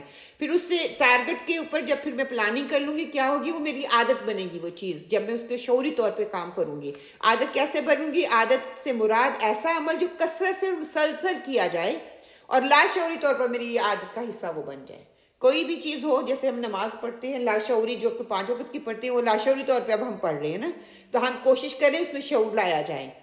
کچھ چیزیں ایسی ہوتی ہیں جو کہ لاشعوری طور پہ ہماری عادات کا حصہ بن جاتی ہیں، اس کو دوبارہ ریوائیو کرنے کی ضرورت ہوتی ہے۔ کچھ ایسی کمیاں ہوتی ہیں جن کو ہمیں اپنی لاشعوری طور پر اپنی عادت کا حصہ بنانا پڑتا ہے۔ ہم نے بیڈ میں جانا ہے، ہم اس کے لیے سوچتے نہیں ہیں، لاشعوری طور پر ہم چلے جاتے ہیں کہ اب بیڈ کا ٹائم ہو گیا، دماغ ہمیں انڈیکیٹ کر دیتا ہے۔ فار ایگزامپل میں نے چائے بنانی ہے، اس کے لیے ہمیں سوچنا نہیں پڑتا، دماغ لاشعوری طور پر میرے وہ شعور میں کہیں پڑا ہوا ہے، اٹھتی ہوں، کپ نکالتی ہوں، کیٹل آن کرتی ہوں، چائے بنا لیتی ہوں، وہ عادت کا حصہ بن چکی ہوئی ہے نا، اس کے لیے مجھے یاد دہانی نہیں کروانی پڑتی۔ تو ایسے عمل، ایسی چیزیں، ایسی باتیں جو کہ میرے اندر کمی ہیں ان کو نکال کر اچھے میں کنورٹ کر دینا، یہ ہماری عادت ہو جائے گی۔ پھر اس کے لیے ہم نے اس پہ تھوڑا بات کی تھی کہ ہمیں جو ہے اپنی تھاٹس کو دیکھنا ہے۔ تھاٹس جو ہے وہ ہمارے ورڈز بن جاتے ہیں، جو ہماری سوچیں ہوتی ہیں وہ ہمارے الفاظ بن جاتے ہیں، ہمارے الفاظ جو ہوتے ہیں وہ ہمارے ایکشن بن جاتے ہیں، ہمارے ایکشن جو ہوتے ہیں وہ ہماری عادت بن جاتے ہیں، ٹھیک ہے۔ دیکھیں، کسی کو گالی دینا، کسی کو کوئی جان بوجھ کے نہیں دے رہا، اس کی عادت بن چکی ہوئی ہے۔ کیسے؟ وہ پہلے سوچتا ہوگا میں نے اس کو اس طرح سے اس سے بات کرنی ہے، وہ اس کے الفاظ منہ سے نکلتے ہیں، جب وہ الفاظ نکلتے ہیں تو اس کے ایکشن میں آتے ہیں، جب ایکشن میں آتے ہیں تو اس کی عادت بن جاتے ہیں، اور وہ لاشعوری طور پہ بات کر رہا ہوتا ہے۔ کوئی بھی بندہ آپ دیکھیں، اور جب اس کو احساس دلوایا جاتا ہے کہ میں نے تو گالی دی نہیں ہے، حتیٰ کہ اس کی عادت کا حصہ بن چکا ہے، اس کو وہ لگ ہی نہیں رہا کہ یہ بری حرکت ہے، یہ برا کام ہے، یا برے الفاظ کا وہ استعمال کر رہا ہے۔ اور جب وہ ہیبٹ بن جاتی ہے، کہتی ہے وہ آپ کا کردار بن جاتا ہے، آپ کیسے ہو وہ آپ دکھتے ہو۔ پھر جیسی میری سوچ ہوگی ویسے میرے الفاظ ہوں گے، جیسے میرے الفاظ ہوں گے ویسے میرے ایکشن ہو جائیں گے۔ مجھے غصہ آیا، میں نے بول دیا، وہ ایکشن بھی کر دیا۔ اگر مجھے غصہ آنے سے پہلے مجھے پتہ چلے گا اب یہ بات ہونے والی ہے یا بچے یہ کریں گے، میں الرٹ ہو جاؤں گی۔ I need to control myself, میں کنٹرول کروں گی، میں ریئیکٹ نہیں کروں گی، میں ایکشن نہیں دوں گی۔ اور وہ آہستہ آہستہ جب میں اس کو پریکٹس میں لوں میری عادت بن جائے گی۔ جب میری عادت بن جائے گی اس کا امپیکٹ بچوں پہ بھی پڑے گا اور میرے پہ بھی پڑے گا۔ پھر آہستہ آہستہ میں اپنے اوپر کنٹرول کرنے والی بن جاؤں گی۔ جب میں لاشعوری طور پہ کروں گی ایک عادت، تو پھر وہ میری لاشعوری عادت کا حصہ بن جائے گا۔ پہلے مجھے شعور کو اجاگر کرنا ہے، پہلے وہ اس کا علم ہوگا تو میں کروں گی نا۔ مجھے علم ہی نہیں ہے، مجھے غصہ آئے گا، بیٹھے بیٹھے روٹی کھا رہی ہوں اور میں ساتھ ہی گالیاں دینا شروع کر دیتی ہوں۔ کیوں؟ کیونکہ میں نے اپنا ٹریگر دوسرے کے ہاتھ میں دیا ہوا ہے۔ بچے نے کوئی ایسی ویسی حرکت کر دی، میں نے اس پہ شاؤٹ کرنا شروع کر دیا، مجھے غصہ آ گیا۔ میں نے کہا تیری وجہ سے مجھے غصہ آیا، آپ کی وجہ سے مجھے غصہ آیا۔ کہتی نا آپ اگر ایسا نہ کرتے تو میں نہ کرتی، میاں آپ ایسے نہ بولتے تو میں نہ بولتی. کیوں ہم نے اپنی زندگی کا ٹریگر ان کو دیا ہوا ہے؟ They are part of our life, لیکن ٹریگر ان کے پاس نہیں ہونا. میری خوشی, میری غمی, میرا غصہ, ہر کنٹرول میں نے دوسروں کو دیا ہوا ہے. نہیں, یہ کنٹرول میں نے اپنے پاس رکھنا ہے کیونکہ اللہ نے مجھے اختیار دیا ہے. یہ ایک انسان کی نیچر ہوتی ہے, نیچر کو ہم بدل نہیں سکتے, لیکن اپنی کمزوریوں کو ہم, کمزوری نیچرلی طور پہ میرے اندر ہے, وہ بیمار غصہ ہے, کسی کے کہنے سے غصہ نہیں آتا, میرے اندر ہے, لیکن اللہ تعالیٰ نے اس کے طریقے ہمیں سکھا دیے کیسے اس کو مینیج کر سکتی ہوں, کنٹرول کر سکتی ہوں, وہ ہم سیکھ رہے ہیں. پھر اس کے لیے ہمیں گول بنانے تھے کہ کیسے گول بنائیں گے. ہم نے بلیوز اور ویلیو پہ بات کی, گولز پہ بات کی, اس کے لیے کیسے طریقے اپنائے جائیں گے. جب ہم طریقے اپنائیں گے پھر اس پہ ایکشن ہوگا. جب ہم اس کے لیے پلاننگ ہی نہیں کریں گے تو ہم کبھی بھی اس عادت کے لیے, کوئی بھی کام کرنا ہوتا ہے ہم پہلے پلاننگ کرتے ہیں نا. ہانڈی بنانی ہے تو کیا کرتے ہیں, کیا بنانا ہے پہلے پوچھتے ہیں, پھر جا کے شاپنگ کرتے ہیں, پھر لا کے اس کو واش کر کے رکھتے ہیں, پھر پیاز کاٹتے ہیں, ہانڈی بناتے ہیں. سارا پروسیجر جو ہے آپ خواتین کرتی ہیں, ایوری ڈے کرتی ہیں. جب نیا نیا سیکھتی ہیں تو ہر چیز لکھتے ہیں یا کوشش کرتی ہیں, امی پاس کھڑی ہوتی ہیں بتا رہی ہوتی ہیں. جب وہ عادت کا حصہ بن جاتی ہے تو کیا ہوتا ہے, مجھے مرچ مسالہ کتنا ڈال رہی ہوں میں خود ہی اندازہ لگا کے کر رہی ہوتی ہوں. وہ میری زندگی کا حصہ بن جاتی ہے, وہ عادت بن جاتی ہے. ٹھیک ہے, اسی طرح پھر اس پہ یہ ہوگا, جب میں ہانڈی بنا لیتی ہوں تو مجھے فیڈ بیک ملتی ہے, ہوتی اچھی ملے, ابو بھی تعریف کریں, امی بھی کریں, میاں بھی کریں. خاص طور پہ میاں کے لیے, بچیاں آج کل جیسے ہم سب کو پتہ ہے کام کرتی نہیں ہے, میاں کے لیے تو کر لیں گی, گھر والوں کے لیے وہ نہیں کرتی. خیر, اس کے لیے یہ ہو سکتا ہے وہ فیلئر بھی ہو سکتی ہے, وہ کامیاب بھی ہو سکتی ہے. کامیاب ہوگی تو وہ اور آگے بڑھے گی, فیلئر ہوگا تو ہمارا کام ہے اس کو فیلئر نہ بنائیں, اس کو کہیں سوکھے you can do better than this. آہستہ آہستہ کوشش کرتا ہے, بندہ ہو جاتا ہے. پہلا سٹیپ ہمیشہ مشکل ہوتا ہے. جس نے کوکنگ نہیں کی اس کو پہلی, ہائے میں نے کوکنگ کرنی ہے, میں تو کر ہی نہیں سکتی, مجھے پتہ ہی نہیں ہے. وہ ایک ایسی چیز لگتی ہے جیسے کہ ہارڈ ترین, دنیا کی مشکل ترین چیز ہے. لیکن جب آپ کرنے لگے تو آپ اتنے ماہر ہو جاتے ہیں, یہ تو چٹکی کا کام ہے, میں تو ایسے بنا لیتی ہوں. ایک ٹائم میں 3 4 ہم لوگوں نے ڈشیں رکھی ہوئی ہوتی ہیں, کر لیتی ہیں نا, وہ آہستہ آہستہ سیکھ جاتی ہیں. پھر آہستہ آہستہ وہی چیز آپ کے لیے آسان ہو جاتی ہے. پھر کہتے ہیں کہ جب انسان میں یہ شعور پختہ ہو جائے تو پھر وہ ہر معاملے میں اللہ کی رضا دیکھتا ہے, اپنے کاموں کے آغاز میں بھی اور انتہا پر بھی. یہ دیکھتا ہے کہ اللہ اس پہ راضی ہے کہ نہیں. وہ شعور انسان کو غیر اللہ سے بے نیاز کر دیتا ہے, ہر معاملے میں اللہ کا نیاز مند کر دیتا ہے, اور اسے تنہائی میں اور سوسائٹی میں ہر جگہ اللہ جو ہے وہ گامزن نظر آتا ہے کہ اللہ ہر طرف دیکھ رہا ہے. میں باہر ہوں, بنوں کو میں رکھ رہی ہوں, اندر کھینچ کے لا رہی ہوں, بنیں ہمیں پرووائڈ کر دی گئی ہیں. تقوی ہے نا, وہ میں کون سی بن میں کون سی ربش ڈال رہی ہوں, انہوں نے جو جس طریقے سے کہا کیا میں اس گائیڈ لائن کو فالو کر رہی ہوں یا نہیں کر رہی ہوں. میں اپنے گھر والوں کے ساتھ معاملات کر رہی ہوں تو وہ شعوری طور پہ میں کر رہی ہوں کہ ہاں اللہ مجھے دیکھ رہا ہے. کوئی بھی نہیں مجھے دیکھ رہا, اسٹریٹ میں کوئی نہیں ہے, میرے ہاتھ میں ربش پکڑی ہوئی ہے, مجھے بن پرووائڈ کر دی گئی ہے, میں نے بن میں پھینک دی, لیکن نہیں, میں ادھر ادھر دیکھتی ہوں تو پھینک دیتی ہوں سڑک پہ. اللہ تو دیکھ رہا ہے نا, فرشتے لکھ رہے ہیں. تو یہ تقویٰ, یہ معیار اللہ تعالیٰ کو ہم سے مطلوب ہے. کوئی نہیں دیکھ رہا تب بھی وہ دیکھ رہا ہے, سارے دیکھ رہے ہیں تو وہ تب بھی وہ دیکھ رہا ہے. کیمرہ لگا ہوا ہوگا تو میں ربش وہاں پہ نہیں پھینکوں گی, میں تھوڑا آگے پیچھے ہو کے جا کے پھینک دوں گی. یہ چھوٹی چھوٹی چیزیں ہیں جس کو ہمیں دیکھنے کی ضرورت ہے. پھر ہم نے پڑھا تھا کہ مائنڈفل لائف جو ہے اس کو ہم نے جینا ہے. آج کا یہ نیا ٹاپک ہے کہ مائنڈفل لائف کیسے ہوگا. افیکٹو لائف کے لیے ہمیں ویژن لینی پڑے گی. افیکٹو ٹائم مینجمنٹ ہم نے سیکھی لاسٹ ویک میں کہ ٹائم کیسے ہم اس کو مینج کر سکتے ہیں. ہماری زندگی میں بہت سی ایسی چیزیں ہیں جو کہ ہم نے ایکسٹرا پال چھوڑی ہوئی ہیں, اس کی ضرورت نہیں ہے.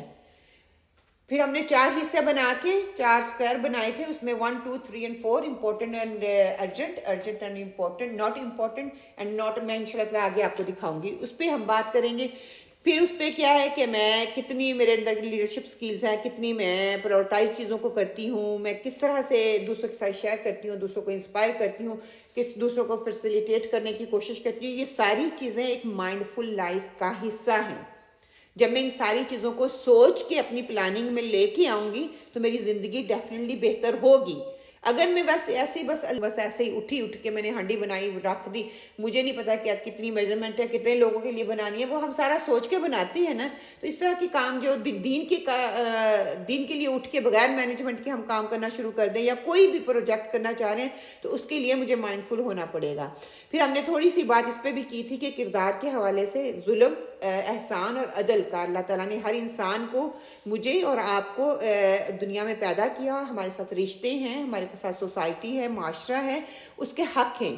اگر میں حق, منیمم حق کیا ہے, عدل کا حق ہے. انشاءاللہ وہ آگے میں دکھاتی ہوں چارٹ آپ کو. وہ عدل ہم نہیں کر رہے تو ہم ظلم کر رہے ہیں. اور ریسرچ کیا کہہ رہی ہے, 99.5% ہم اپنے ساتھ ظلم کر رہے ہیں. دوسروں کے ساتھ تو ہم کر رہے ہیں, اپنے ساتھ بھی ہم ظلم کر رہے ہیں. اور پھر اللہ تعالیٰ کو احسان کا لیول مطلوب نہیں ہے. جب آپ احسان کے لیول تک پہنچ جائیں گے تو آپ اللہ تعالیٰ کی قربت کو حاصل کرنے والے شخصیت بن جائیں گے. تو اس میں ہم نے کیا تھا کہ لازمی کردار جو ہے وہ, اور اس میں اختیاری کردار کی بات ہوئی تھی کہ اختیاری کردار میں کیا تھا کہ آپ کی زندگی کا وہ کردار جسے اسلام چند شرائط کے ساتھ چھوڑنے کی اجازت دیتا ہے, وہ اتنا امپورٹنٹ نہیں ہے, اہم نہیں ہے, میں چھوڑ بھی دوں گی تو اٹس اوکے. اور دوسری طرف یہ تھا کہ آپ کی زندگی کا وہ کردار جسے اسلام بھی صورت میں کسی بھی صورت میں چھوڑنے کی اجازت نہیں دیتا, جیسے نماز ہے, وہ میری لازمی حصہ, وہ میں نے کرنا ہی کرنا ہے. ٹھیک ہے, والدین میرے بیمار ہیں, وہ ارجنٹ ہے, ارجنٹ کام جو ہوگا اس میں ٹائم لمٹ ہوگی. ٹھیک ہے, اور جو امپورٹنٹ ہوگا اس میں آپ کے پاس ٹائم لمٹ نہیں ہے, لیکن وہ امپورٹنٹ ہے, وہ آپ کی زندگی کا حصہ, وہ آپ نے کرنا ہے, اس کے بغیر کیے بغیر گزارا نہیں ہے. لیکن وہ آج نہیں تو کل کو ہو جائے تو بہتر ہے, مناسب ہے. یہ والا لیول جو تھا کہ ہم دیکھ لیں ظلم, یہ کیٹیگری سی ہے. کیٹیگری اے کیا ہے کہ میری ایج تھوڑی ہے لیکن میرا میچورٹی لیول جو ہے, میری انیشیٹیو جو میں استعمال کرتی ہوں وہ میرا کیا ہے, اے لیول کا ہے, ہائیسٹ ہے میری ایج کے حساب سے. آپ نے دیکھا ہو کئی بچے بہت چھوٹے ہوتے ہیں لیکن باتیں بہت بڑی بڑی کرتے ہیں, بہت اچھی اچھی کرتے ہیں. کیا ہے, ان کو اگر ہم ان کی مدد کریں نا تو وہ دنیا میں بہت کامیاب ہو سکتے ہیں. ہم ان کو دبا دیتے ہیں, میں امی ہوں, آپ یہ مجھے سمجھا رہے, وہی پہ ہم ان کو ڈیگریڈ کرتے ہیں جس کی وجہ سے ان کی شخصیت دب جاتی ہے. کچھ لوگ ایسے, وہ کیا ہے, وہ احسان, وہ لیڈرز ہوتے ہیں, وہ کیا کرتے ہیں, ان کی ایج تھوڑی ہوتی ہے, وہ کام بڑے بڑے کر جاتے ہیں. ہمیں آپ صلی اللہ علیہ وسلم کی صحابیوں کی زندگیوں سے ملتے ہیں نا کہ ان کی زندگیاں تھوڑی تھی لیکن وہ کام اتنے بڑے بڑے کر گئے. تمام انبیاء بھی, جتنے بھی انبیاء تھے ان کی زیادہ لمبی عمریں تھیں لیکن انہوں نے اتنا زیادہ نہیں پھیلایا جتنا نبی پاک صلی اللہ علیہ وسلم تھوڑی وقت میں زیادہ وہ کر گئے. اور اسی طرح پھر کیا ہے, فالوور جو ہوتے ہیں, جو کوئی دنیا کر رہی ہے میں بھی کر رہی ہوں, آج یہ فیشن ہے میں بھی کر رہی ہوں, آج یہ فیشن ہے میں آج یہ کر رہی ہوں, آج اسکارف پہنا جا رہا ہے تو میں پہن رہی ہوں, آج نہیں پہنا جا رہا تو میں نہیں پہن رہی ہوں, آج شادی پہ گئی تھی سب نے اسکارف پہنے ہوئے تھے, اگلی شادی پہ جاؤں گی میں بھی پہن لوں گی. مطلب فالوور, لوگوں کو جو جیسے لوگ کر رہی ہیں وہ سینس بات بن رہی ہے یا نہیں بن رہی, بس آنکھ بند کر کے ویسے ہی کرتے جانا. یہ گریڈ بی کے لوگ ہوتے ہیں.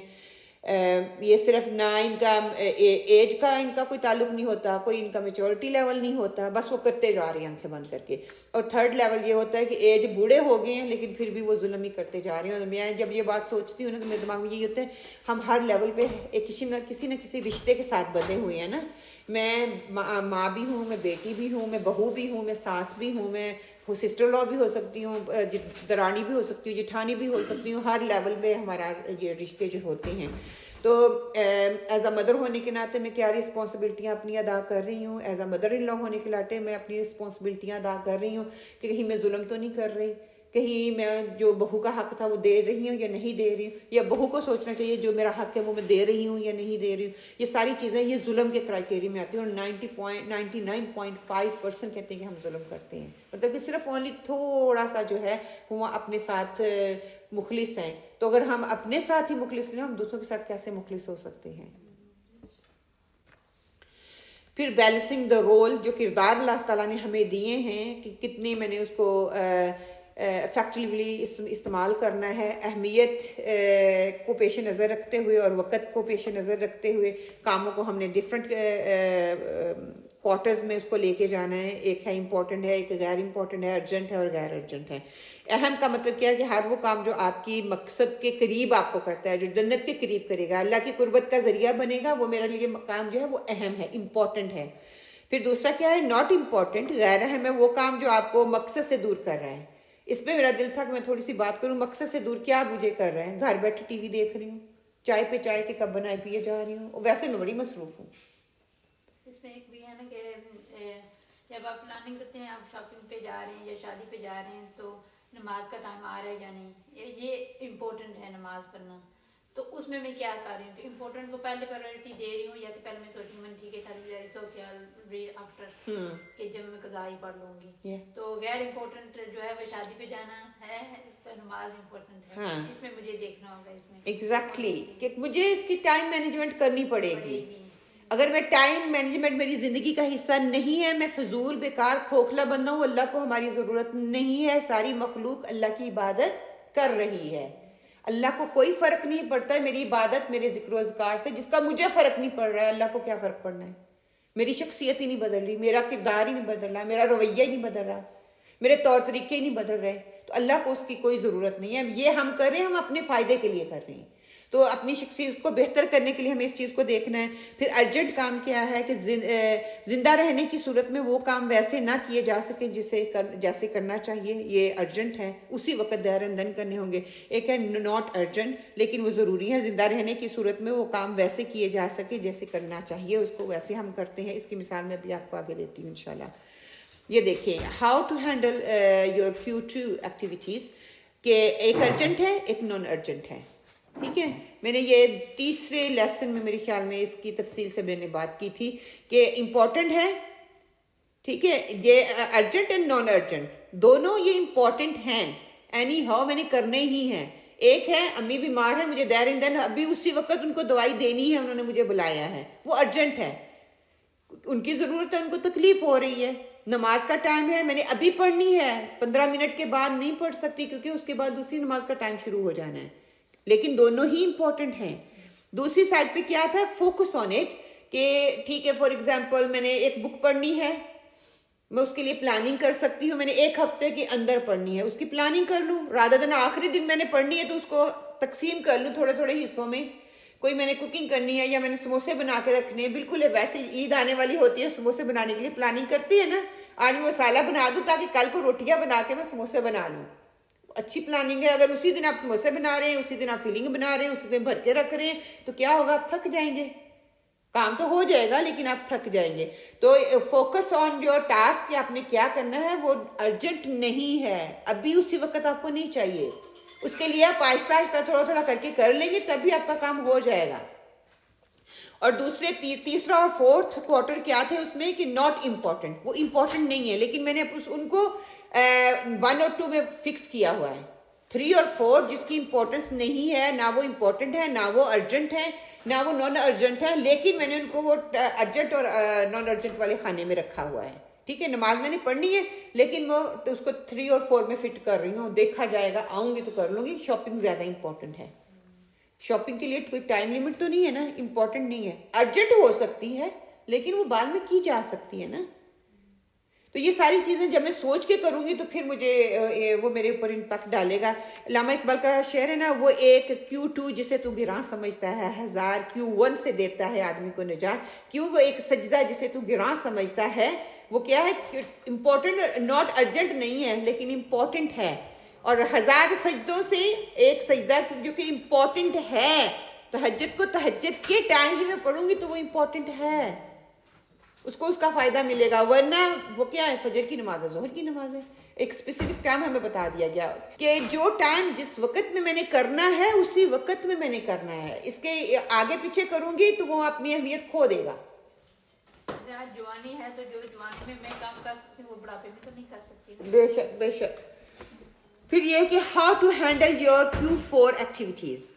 ٹھیک ہے، 3 اور 4 جو ہے میری ایکسٹرا ایکٹیویٹی ہے. اگر یہ 3 اور 4 کو میں نکال دوں گی اپنی زندگی کے کھانے سے تو کتنا میرے پاس ٹائم بچ جائے گا. آج ہم کہتے ہیں بہت بیزی ہیں، میرے پاس ٹائم نہیں ہے. ایک بندے کے پاس 24 آورز ہیں، وہ سارا کچھ کر رہا ہے اور وہ کامیاب ترین شخص ہے. کیوں؟ اس نے اپنے ٹائم کو مینیج کیا ہوا ہے. ہم نے مینیج نہیں کیا ہوا، ہم بڑے ریلیکسنگ موڈ میں اپنی ٹائم زون سے باہر نہیں نکلنا چاہتے، اپنی فوکس زون سے باہر نہیں جانا چاہتے. ہم کچھ اچیو ہی نہیں کر پا رہے. ہم صرف ڈرامے، فلمیں اور ٹی وی دیکھنے تک کی بس محدود ہیں. بچوں کو اسکول سے لے آئے اور چھوڑ دیا، مسجد چھوڑ دیا. ایون دو مسجد چھوڑ کے واپس آ کے ہم یہ بھی نہیں پوچھتے مسجد میں سیکھ کے کیا آیا بچہ. اتنے ہم نے اپنے آپ کو بیزی رکھا ہوا. تو اگر یہ دیکھ لیں کہ جسٹ ڈو اٹ، وقت کی قید ہے اس میں، فوکس آن اٹ، پلاننگ کر سکتے ہیں، اس کو اور بہتر کر سکتے ہیں. Make a filter. Phone call بنانی ہے، کس کو کرنی ہے؟ یہ بندہ، میں اس بندے کو کرتی ہوں، یہ آدھا گھنٹہ میرا لے جاتا ہے، اس کو آج نہیں میں کروں گی. ٹھیک ہے. اس کے ساتھ کہتے ہیں ٹو دا پوائنٹ بات کرتا ہے. اوکے دس از امپورٹنٹ, اس کو میں کر لیتی ہوں. خالہ ماسی مامی تائی چاچی امپورٹنٹ ہیں, اور مامی باتیں اتنی کرتی ہیں 2-3 گھنٹے لگ جاتی ہیں, اس کو آج نہیں میں کروں گی, میرے پاس آج ٹائم نہیں ہے. صبح اٹھتے ہی فجر کی نماز پڑھیں اور ساتھ ہی اپنے ٹائم کو سیٹ کر لیں کہ کون سا ٹائم جو ہے آپ نے کیا کیا کرنا ہے. اسی وقت کسی سہیلی کو فون کرتی ہیں تو کیا ہوتا ہے, ادھر سے میری اسائنمنٹ امپورٹنٹ اسائنمنٹ ہینڈل کرنی ہے, کل کو ڈیڈ لائن ہے, اور ادھر میں فون پہ لگی ہوئی ہوں. پھر رات کو ساری رات ہم جاگتے ہیں. جب ساری رات جاگتے ہیں تو کیا ہوتا ہے, فجر کی نماز قضا ہوتی ہے. صبح کو جب میں جاؤں گی اسکول جاؤں گی, جو بھی میری جس چیز کے لیے بھی اسائنمنٹ ہے وہ کیا ہے, میں فزیکلی وہاں پہ نہیں ہوں گی, مینٹلی وہاں پہ فزیکلی ہوں گی, مینٹلی وہاں پہ نہیں بیٹھی ہوتی. کہیں اور ہوتی کہ مجھے نیند آ رہی ہے, میں ٹائرڈ ہوتی ہوں کیونکہ میری پور مینجمنٹ ہے. پھر کچھ چیزیں ایسی ہیں جن کو میں ڈراپ کر سکتی ہوں. ہر وقت ٹی وی دیکھنا نہ دیکھوں گی کوئی فرق نہیں پڑنے والا. ہر وقت فون پہ ٹک ٹاک دیکھ رہی ہوں, انسٹاگرام دیکھ رہی ہوں, فیس بک دیکھ رہی ہوں, 4-4 5-5 گھنٹے آپ کے ضائع ہو رہے ہیں. اور اللہ تعالیٰ ایک ایک سیکنڈ کے لیے قسم کھا کے کہہ رہے ہیں کہ انسان نقصان میں, اگر آپ اچھے کام بھی کر رہے ہو تو ان چیزوں کو, اپنی فضولیات کو اپنی زندگی سے نکال دیں, کوئی فرق نہیں پڑنے والا. زندگی دنیا چلتی رہے گی. زیادہ ہی آپ لوگوں نے اپنے آپ کو اپڈیٹ رکھنا ہے نا, ہمارا واک گروپ جوائن کر لیں, آپ کو ساری اپڈیٹ ادھر مل جائے گی. نیوزیں دیکھنے کی بھی آپ کو ضرورت نہیں پڑے گی. زیادہ سے زیادہ نیوزیں دیکھ لیں نا, بس نیوز دیکھیں اور بند کر دیں, ہمیں کچھ اور کرنے کی ضرورت نہیں ہے. لیکن اس چیز کو ہم نے اتنا امپورٹنٹ بنایا ہوا ہے کہ اس کے بغیر تو گزارا ہی نہیں ہے. اور وہ سارا ہمارا ٹائم جو کوالٹی ٹائم ہونا چاہیے تھا وہ کھا رہا ہے. فیملی میں بیٹھے ہوئے ہیں, اس کے باوجود جو ہے فیملی کو ٹائم نہیں, سارے فونوں پہ بیٹھے ہوئے ہیں. آپ خود سارے ایکسپیرینس کر رہے ہیں, بچے سے لے کے بڑے تک. پہلے ہوتا تھا امی ابو بچے ہوئے ہیں, اب دادا دادی بھی مقابلے پہ بیٹھے ہوئے ہیں. مطلب کہ سوشلائزنگ یا ایک دوسرے سے بات کرنا, ایک دوسرے کو اپنا احساس دلوانا, کوئی اچھی بات کرو, کوئی سیکھو, کسی کو روکو, کسی کو ٹوکو, وہ سب ختم. یہ ہر چیز جو ہے اب انٹرنیٹ بنا ہوا ہے, اب فون بنا ہوا ہے. اور ہمیں جو ہے اللہ کے دین کے لیے اللہ تعالیٰ کو مطلوب کیا ہے کہ اسٹڈی اینڈ سلو, اپنے اندر تبدیلی لے کے آؤ, اپنی عادتوں کو بدلو اور اپنے منزل مقصود تک پہنچ جاؤ. ہمیں بڑا جوش ہوگا, 1 دن 2 دن نمازیں پڑھیں گے, تیسرے دن آج میں ٹائرڈ, چوتھے دن 2 پڑھی, 5ویں دن 2 بھی گئی, پھر بیک ٹو نارمل. آج میں نے لیسن سنا, آج باجی بہت اچھا لیسن ہو گیا, بہت اچھا, میں ڈیفینیٹلی نا آپ کی کلاسوں میں آیا کروں گی. 1 دن 2 دن, تیسرے دن بچے کی اپوائنٹمنٹ, چوتھے دن میاں کے لیے کھانا بنانا, 5ویں دن ساس بیمار ہوگی, ان کو ہاسپٹل لے کے جانا, 6ٹھے دن کوئی اور مجبوری, ہفتہ ایسے گزر گیا. اور اس کے بعد نہیں میرے لیے مشکل ہے, یہ میں نہیں کر سکتی. پتہ نہیں وہ عورتیں کیسی ہیں جو جاتی ہیں کلاسز میں, کہ ٹائم, میرے پاس ٹائم مینجمنٹ نہیں ہے. ہم بھی, ہماری بھی بچے ہیں, ہمارے بھی فیملی والے ہیں, ہم بھی کوکنگ کرتے ہیں, ہماری بھی ساس ہے, ہم بھی ان کی لک آفٹر کرتے ہیں, بچوں کو اسکول بھی چھوڑتے ہیں, ڈراپ بھی کرتے ہیں. اس کے باوجود اپنا جو قرآن پڑھنا پڑھانا سیکھنا سکھانا کر رہے ہیں نا. اللہ تعالیٰ کہتے ہیں جو میرے دین کے لیے نکلے گا, اپنے آپ کو سرو کرے گا, قرآن کو سیکھنے اور سکھانے کے لیے فرشتے اللہ تعالیٰ ان کے کاموں کو کروانے کے لیے لگا دیتے ہیں.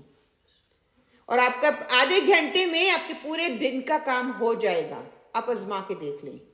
اگر آپ قرآن سے دور ہیں تو آپ اپنے نفس کے پیچھے چل رہی ہیں, شیطان کے ہاتھ میں ہے, شیطان کے پاس آپ کے کہتے ہیں وہ ویک کمزوری اس کے ہاتھ میں آئی ہوئی ہے, اس کو پتہ ہے میں اس چیز میں آپ کو الجھاؤں گا تو آپ اللہ سے دور ہو جائیں گے. اور ہم ہوئے بیٹھے ہیں, یہ نہیں کہ نہیں, کہیں فیشن کے طور پہ, کہیں جاب کے لیے, ہم اپنی جوانیاں ضائع کر رہے ہیں, ہم اپنا وقت ضائع کر رہی ہیں کہ اللہ تعالیٰ کو وہ چیز نہیں چاہیے. ہم بچپن سے یہ سٹوری پڑھتے آ رہے ہیں, کچھوا آہستہ آہستہ آہستہ چلتا چلتا منزل تک پہنچ گیا, اور خرگوش نے بھاگا بھاگا بھاگا, رستے میں سو گیا, پھر کیا ہوا, اینڈ تک پہنچ ہی نہیں سکا. کہیں ہم ان لوگوں میں سے نہ ہو کہ دنیا میں رہتے ہوئے ہم نماز روزہ حج زکات تو کر رہی ہیں, لیکن وہ ان کا وہ معیار ہی نہیں ہے جو مطلوب ہے. اور جب ہم اللہ کے سامنے حاضر ہوں تو ہمارے ہاتھوں میں کچھ بھی نہ ہو. آج مجھے اپنے آپ کو اویئرنیس دینے کی ضرورت ہے, مجھے اپنے آپ کو سکھانے, اپنے آپ کو علم دینے کی ضرورت ہے تاکہ میں سیکھوں, میری نمازیں بہتر ہوں, میرے معاملات بہتر ہوں, بچوں کے ساتھ تعلقات میرے بہتر ہوں, اور اس کے ساتھ ساتھ پھر میری لائف جو ہے دوسروں پہ امپیکٹ ڈال رہی ہو, وہ پازیٹیو امپیکٹ ہو. دیکھیے یہ پازیٹیو نیگیٹیوٹی ویوز اور نیگیٹیو ویوز آج یہ سائنس ہمیں بتا رہی ہے, اللہ تعالیٰ نے ہمیں کئی سال پہلے بتا دیا. ہم کسی بندے سے ملتے ہیں, کسی کو مل کے دل کرتا ہے کہ اس کے ساتھ باتیں کرتے رہیں, آپ کو اچھا لگتا ہے, آپ کو سکون ملتا ہے. اور کسی کے ساتھ ہوتا ہے تھوڑی دیر کے لیے بیٹھنا آپ کو نا عذاب نظر آ رہا ہوتا ہے, میں نے جانا ہے, اب میں نے بات کرنی اس بندے کے ساتھ. وہ کیا ہے, آج کی سائنس کہتی ہے پازیٹیو اینڈ نیگیٹیوٹی. اسلام اس کو کہتا ہے اس کا اخلاق, اس کا کردار, اس کی جس کے اندر جتنا دین ہوگا وہ اتنا ہی ہمبل ہوگا, وہ آپ سے اچھے طریقے سے بات کرے گا. اور جتنا کہتے ہیں ان پڑھ ہوگا, جاہل ہوگا, دنیاوی ڈگری تو اس کے پاس ہوگی, اللہ کا علم نہیں ہوگا نا, تو وہ ایسے ہی معاملات پھر کرے گا. تو اللہ سبحانہ تعالیٰ ہمیں ان لوگوں میں شامل کرے جن کو اللہ سبحانہ تعالیٰ نے دین کے ساتھ جوڑ دیا, قرآن کے ساتھ جوڑ دیا, اور اللہ سبحانہ تعالیٰ نے جنہوں نے اپنی قرآن کے ساتھ جڑ کے اپنی زندگیوں کو جو ہے انہوں نے سنوار دیا, اور اپنے ساتھ ساتھ دوسروں کو بھی. پھر یہ 3 چیزیں ہم ایک سکسیس کا فارمولہ جو ہم شروع سے لے کے آ رہے ہیں ساتھ میں, better awareness, better choices, better result. مجھے معلوم ہوگا, علم ہوگا تو میری چوائسیز بیٹر ہوں گی. مجھے پتا ہے, دیکھیے ڈاکٹر آپ کو بتاتا ہے کہ آپ کی طبیعت ٹھیک نہیں, آپ کو شوگر ہے, تو کیا کرتے ہیں, میں پہلے سوچتی ہوں اس میں شوگر ہے, کتنی ہے, میرے لیے میں کتنی کھا سکتی ہوں, نہیں کھا سکتی, ہم رکتی ہیں نا.